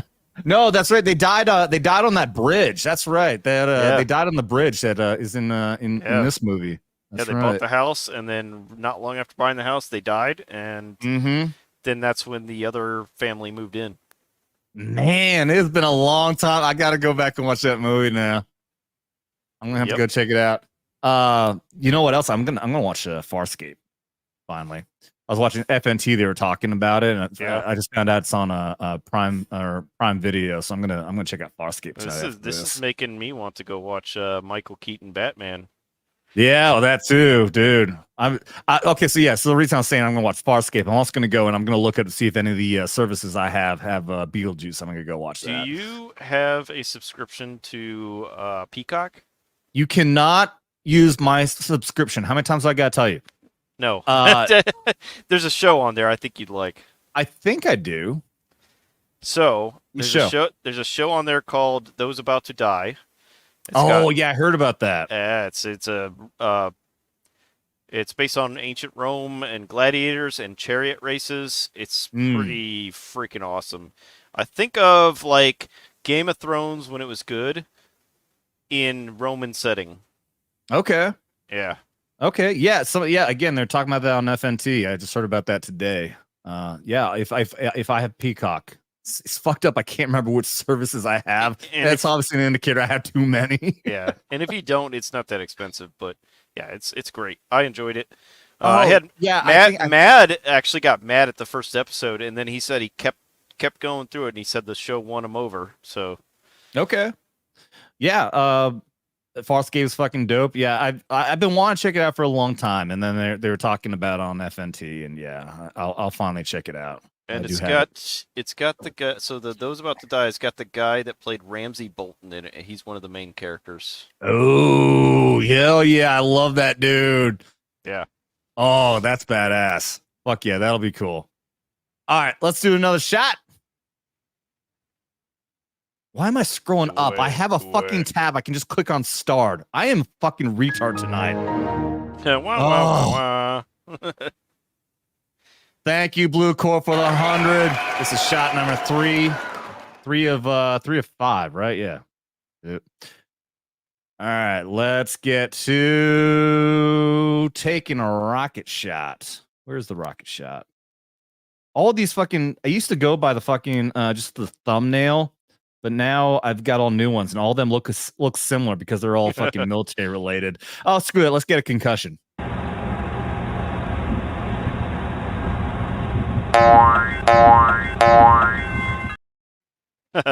Thank you, Blue Cord. I'm glad I changed. Huh? Go ahead. I'm glad I changed that because every single time I played that before, everyone will say I didn't even see it. So I changed so you could actually see it 3 different times. What are you gonna say? I was gonna say, did you want to watch the trailer to Those About to Die? Yeah, sure, absolutely. All right, let's do it. I'll drop it in the private chat. You're crazy. That show's terrible. Which one are you talking about? Those About to Die or Farscape? Everyone's allowed to have their opinion. Yeah, I mean, if you don't like it, that's fine. Yeah, I enjoyed the shit out of it. Yeah, let us know which show you're talking about and what's your reason for hating it. Please let me know. Tubi has all 4 seasons of Farscape. I saw it's on Tubi also, but I have Prime and Tubi's one of those ones where it has ads, right? Has commercials. Or am I thinking of a cracker? I don't know. Oh, yes. Okay, he hates Those About to Die. All right. I mean, what does he hate about it, dude? I don't know. Like I said, Not Matt. you. I'm talking to Clay. No. Well, I'm saying Mad didn't like the first episode. He hated it actually, and then I told him like just stick it out, and he said the show won him over. Like it gets. Well, better. You said stick it out, and then the pole vaulter lost his medal. Well, I mean that happens. Do you get the joke? The pole vaulter hit his fucking massive dong on the bar, dude. He used the wrong pole. That's right. All right, let's check out this trailer. Life is of little value in Rome. Living in the shadow of the rich and powerful. Oh, Anthony Hopkins. Yep. All of this is about to change. You playing Caesar? Yeah, he dies after the second episode. Hey, shut up! Spoilers, dude. It's Fuck. Sorry. He. So let me set this up. Wait, what? We don't gotta need a setup. We're watching the trailer. No. The Caesar that starts in the show and his two sons, they're based off of real characters. Okay. Real families that ruled Rome during this time period. So just leave it. Okay. All right. Enemies in Rome are dangerous. Oh, we got rapping again. You're right. It's in everything. It's in everything. You can't get away from it. My children have been taken from me. You need money. Lots of money. There he is. Yeah. I will be master of these games.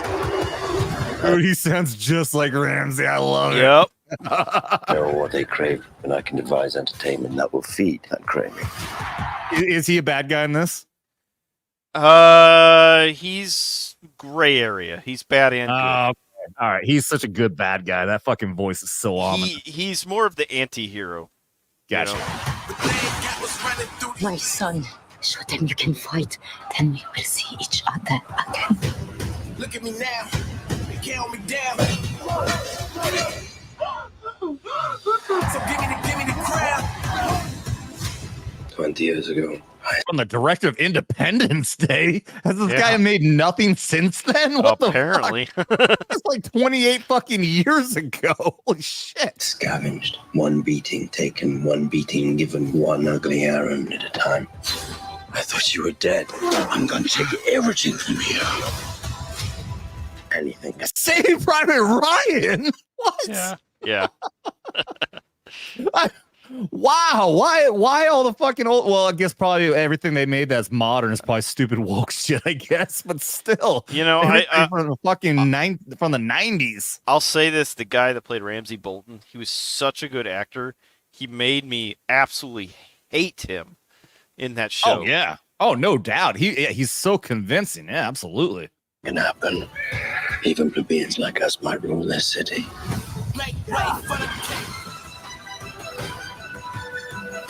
Ooh, lesbian shit. I like that. Oh, there's boobies in it. All right.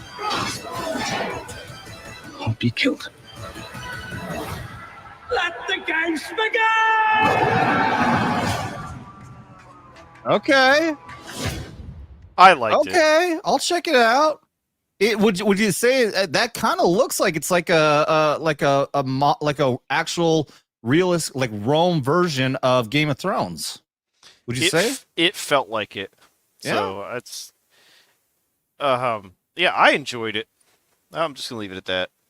Because I see Clay Thomas doesn't agree, but yeah, everyone's got their opinion. Okay, I get this 100%. We will rock you in A Knight's Tale. I was young. I thought it was badass, dude. The rest of that, A Knight's Tale was a good movie. That was cringe, but the rest of the movie was really good. Yeah, it's cringe when you really think about it, because it's supposed to be. I looked at like artistic, and it was fun. I thought it was cool. I'm sure if I go back and watch it now, I'll probably that's bad. Good God, when did that movie come? I think I was in Italy. That had to be early 2000s, right? Yeah, it was early 2000s. I think that came out either when I was in college or right after I got out of college. Yeah, dude. Yeah, I haven't seen it since then. I'm pretty sure I have it on DVD somewhere. I've watched it since then. It holds up. Yeah. Okay. So yeah, I'll be checking out. I'll be checking that series out. I think it looks pretty decent. I'm sure Clay there. He's probably got his reasons not like it, but let's see. Wait, he said okay. He said it started off strong and then fell off a cliff. Very woke and girl bossy. Is that accurate, Alf? What are you selling me here, dude? I disagree because one of the girl bosses gets slaughtered. and I don't want to say who, but you'll see. Was it by another girl? No. Okay. All right. By a bunch of dudes. Right. That feels all right. Okay. Eric K for another 5. Thank you, buddy. You do not remember the famous Roman rapper MC Flavius Flavius Flav. Flavius Flav, yeah. Good one, dude. Thank you. That was a good one. You definitely get the full audio for that one there, dude. Flavius Flav. Holy fuck. It's getting ridiculous. They put hip hop in like everything. Dude. Everything now. All right. I think I got 2 more shots to go. I want to do all these. We're gonna end up we're gonna close out here at some point soon, but I still got another thing we're gonna talk about here. Nobody take off yet. I'm gonna do one shot here for another one for Blue Cordell for this $100 motherfucking dollars. And let's see, where's the rocket shot? There we go. Don't move, Proxy. Don't move. Thank you, Blue Cord. Oh, wait. Why am I drinking my beer? I've got a shot sitting right here. Cheers. All right. Okay, this next thing I want to talk about here has been driving me fucking nuts for so long, ever since I got out of the fucking military. And I'm sure Blue Cord there, I mean, not Blue Cord, but you, Alf, who was in the military only until recently fucking retiring. What are your thoughts about all of these fucking TikTokers and all these other fucking people posting shit in their fucking uniforms? Honestly, the military should be going after these people. Right? I mean, if they're making political posts or bashing the military, they're not supposed to do that in uniform. Okay, well, that aside, I'm just talking about the stupid shit at least. I'm just talking about like stupid, silly crap and everything. You should not be representing the military in your stupid TikTok post, doing some dumbass dance or whatever, or goofy shit. I'll bet it's the same for you. We were instructed that the only time that you do not wear your uniform off post, except for say something like during lunchtime to go get lunch, but after you're done work, unless you got to like go to the grocery store or something like that, you go home, you change your fucking uniform, and you fucking wear your civvies when you're at the bar or anything else. So I think that same exact rule should be fucking applied to social media at the same time. You should not be on there in fucking uniform making anything social for the world to see. Am I right? Am I wrong? I agree. I don't remember them ever telling us not to wear uniform, but honestly, Okay. if you're done with duty for the day, why are you still wearing your uniform other than if you made a stop on the way home to get something, you know? And that's the thing, that the exact reason for the rule, I don't know. Maybe it could have been like post 9/11 and you're at a threat for, being attacked. I know we had those kind of rules, that we had that kind of shit in Italy, when we were in Europe. That was especially a big thing. You had to be very careful about where you go and what you do, and revealing that you're in an American military. Even though everyone walking around the fucking high and tight in Italy, I'm pretty sure stands out pretty clear that you're not there as a tourist. Yeah, high and tight, and you're the loudest people around. Yeah, they know you're American. Yeah. But yeah. Anyways, we did have a rule, especially in Italy. When I got to Fort Bragg, it was the same thing. If you're in uniform, it's only to do something. Like I said, midday is one exception when it comes to going for lunch or whatever. When you're done work, you can go to the grocery store or something like that. But you don't go fucking hang around the mall. Don't go to bars or anything like that. You have to be out of uniform. Actually, I got my ass chewed one time by a dude who was a Green Beret. We ended up kind of shooting the shit, but my girlfriend, when I got home from work, wanted to go grab a pizza. I didn't even have my fucking my top on. I had my t-shirt. By top, I mean my jacket, my your blouse, my ACU blouse, whatever. And then I'm like, okay, we'll go get a pizza. And then apparently the pizza wasn't ready yet. So she wanted to go in and have a drink. I'm like, fuck. All right. I'll do it this one time. So I'm actually now not only just in uniform, but I don't have my top on either. And I didn't even realize that this is apparently a fucking Green Beret bar. A lot of fucking Green Berets. And this dude fucking chewed my ass, dude. I mean, not really that bad, but he obviously was drinking. And then he realized I was there with my girlfriend, and he started talking to me like, yeah, I told him I'm in PSYOP, and like there's a lot of relationship between special forces and PSYOP. So he started being much more amenable to me. I told him I was a sergeant and everything. So he started being really cool with me at that point. But I knew like I was in the bad. I don't blame him at fucking all, but at least he was very cool with me towards the end though. Yeah. Sorry, long fucking story for what the fuck were we even talking about? This we went on this route from. No, you just brought this up out of the blue because the last thing we talked about was those about to die. No. It was connected to something else we were talking about. I don't remember. About why we don't wear about. Oh, TikTok. Oh, TikTok. Thank you, Wayne. Yes, TikTok. That we shouldn't be wearing uniforms out in public unless you have a reason to. Also, you should not be in fucking uniform on social media in any case whatsoever. Yeah, and here's a reason why: is this somebody? Yes, did in fact finally get in trouble. And of all people, look at this. Look at his face. Lieutenant commander in the fucking Navy, equivalent to a lieutenant colonel and all the other fucking ranks. Fuck it up. Don't give a shit Oh. Fuck it up. Fuck it up. This is cringe. Let the table screw you up. Okay, here's Zachary. Okay, wait, I'll let this go ahead and play. This is Zachary Bell, a veteran with a sign. I've actually emailed with him. We should be getting him on at some point, but let's go, please. Well, it was bound to happen, and it finally did. Somebody got in trouble for making TikToks in uniform. SU moment. So the story goes, this lieutenant commander was making a TikTok in uniform, and he received a court-martial, which resulted in him being charged with conduct unbecoming of an officer. That's not great. This is something that's been hanging around for a while. It's just a matter of time, and it seems like it's finally here.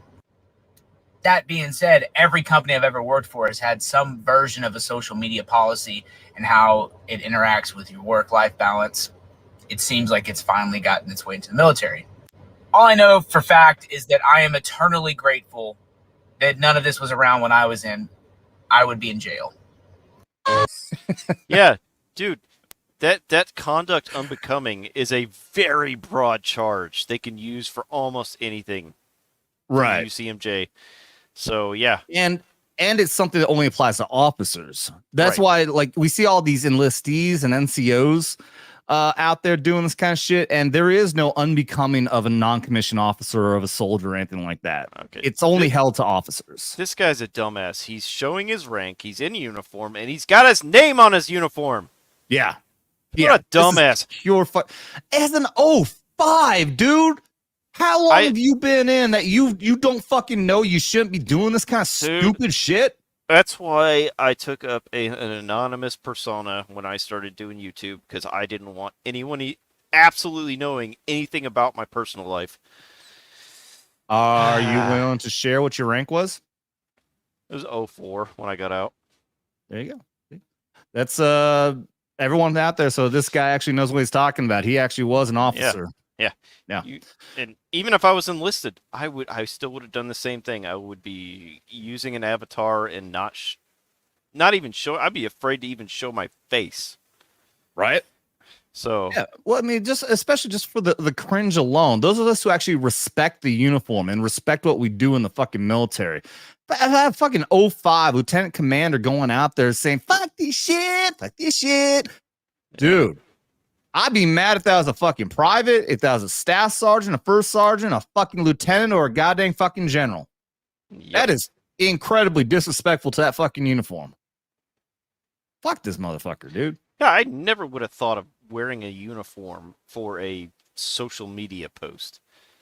You know, the only time I would do that when I was still on Facebook, which I'm not anymore, I would maybe, you know, if I was taking a picture in uniform with my daughter or something, I might post that but I'm not doing it to get attention.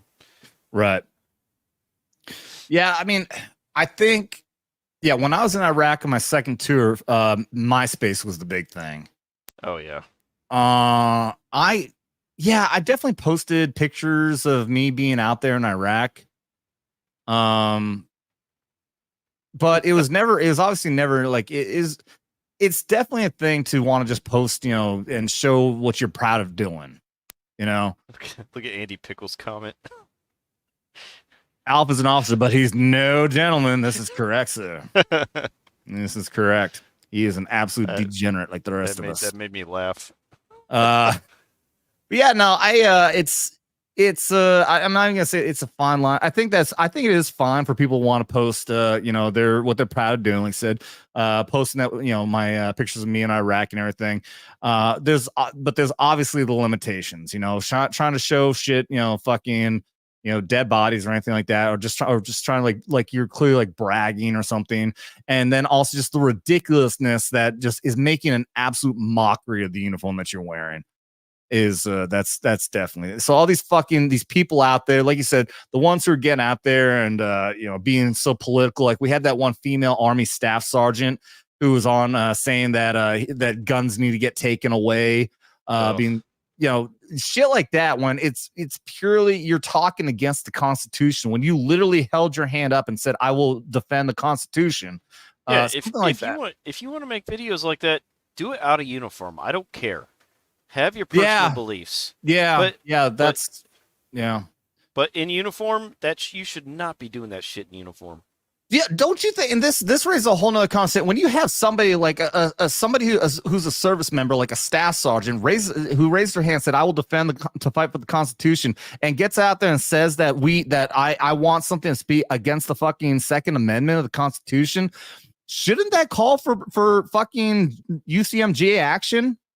You're talking against what you fucking took an oath to. Am I wrong? I'm not a lawyer. I think you need a lawyer to pick that apart. I think that you signed a fucking document that said you will protect the Constitution of the United States, and now you are audibly and loudly speaking against what you are sworn to protect. Yeah. I think that in the UCMJ that there should be disciplinary action for something like that. I don't know, and honestly, I need to see what the UCMJ says about that. Yeah, how they could prosecute, because I'm not sure, honestly. Thank you, Eric K. At least Eric K agrees with me, sir. Andy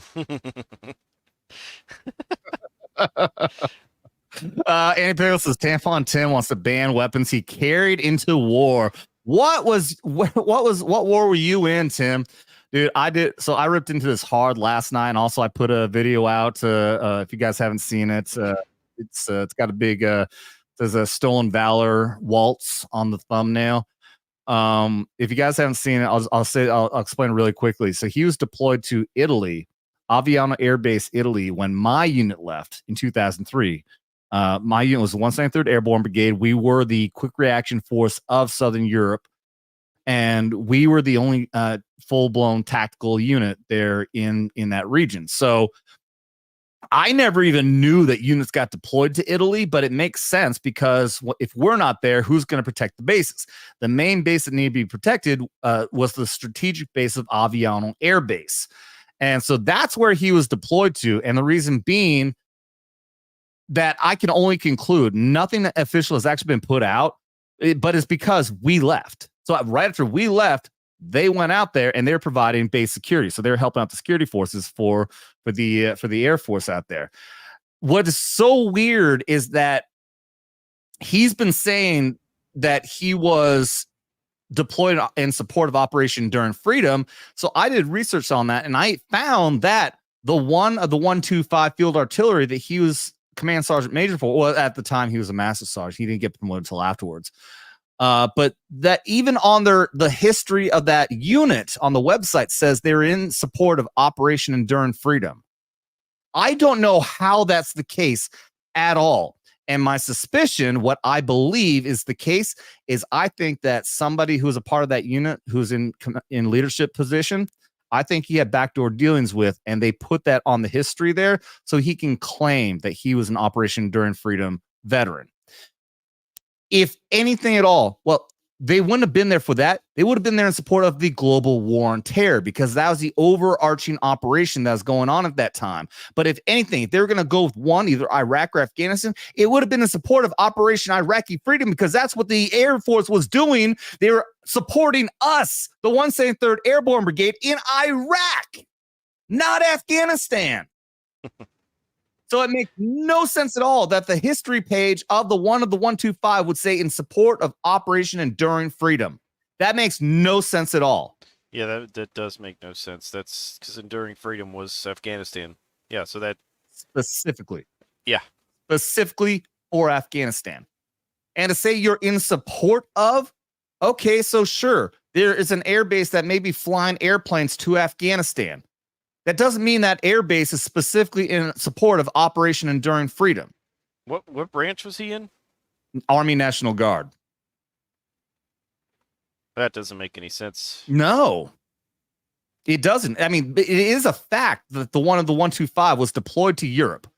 All right, different units went to different places. His unit specifically went to Aviana Air Base. He was there.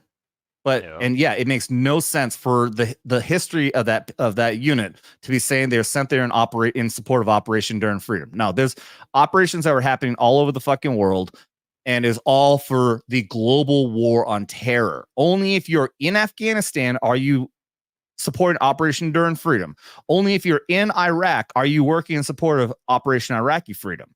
If you're getting sent to Italy, you're being deployed because there's a global war on terror.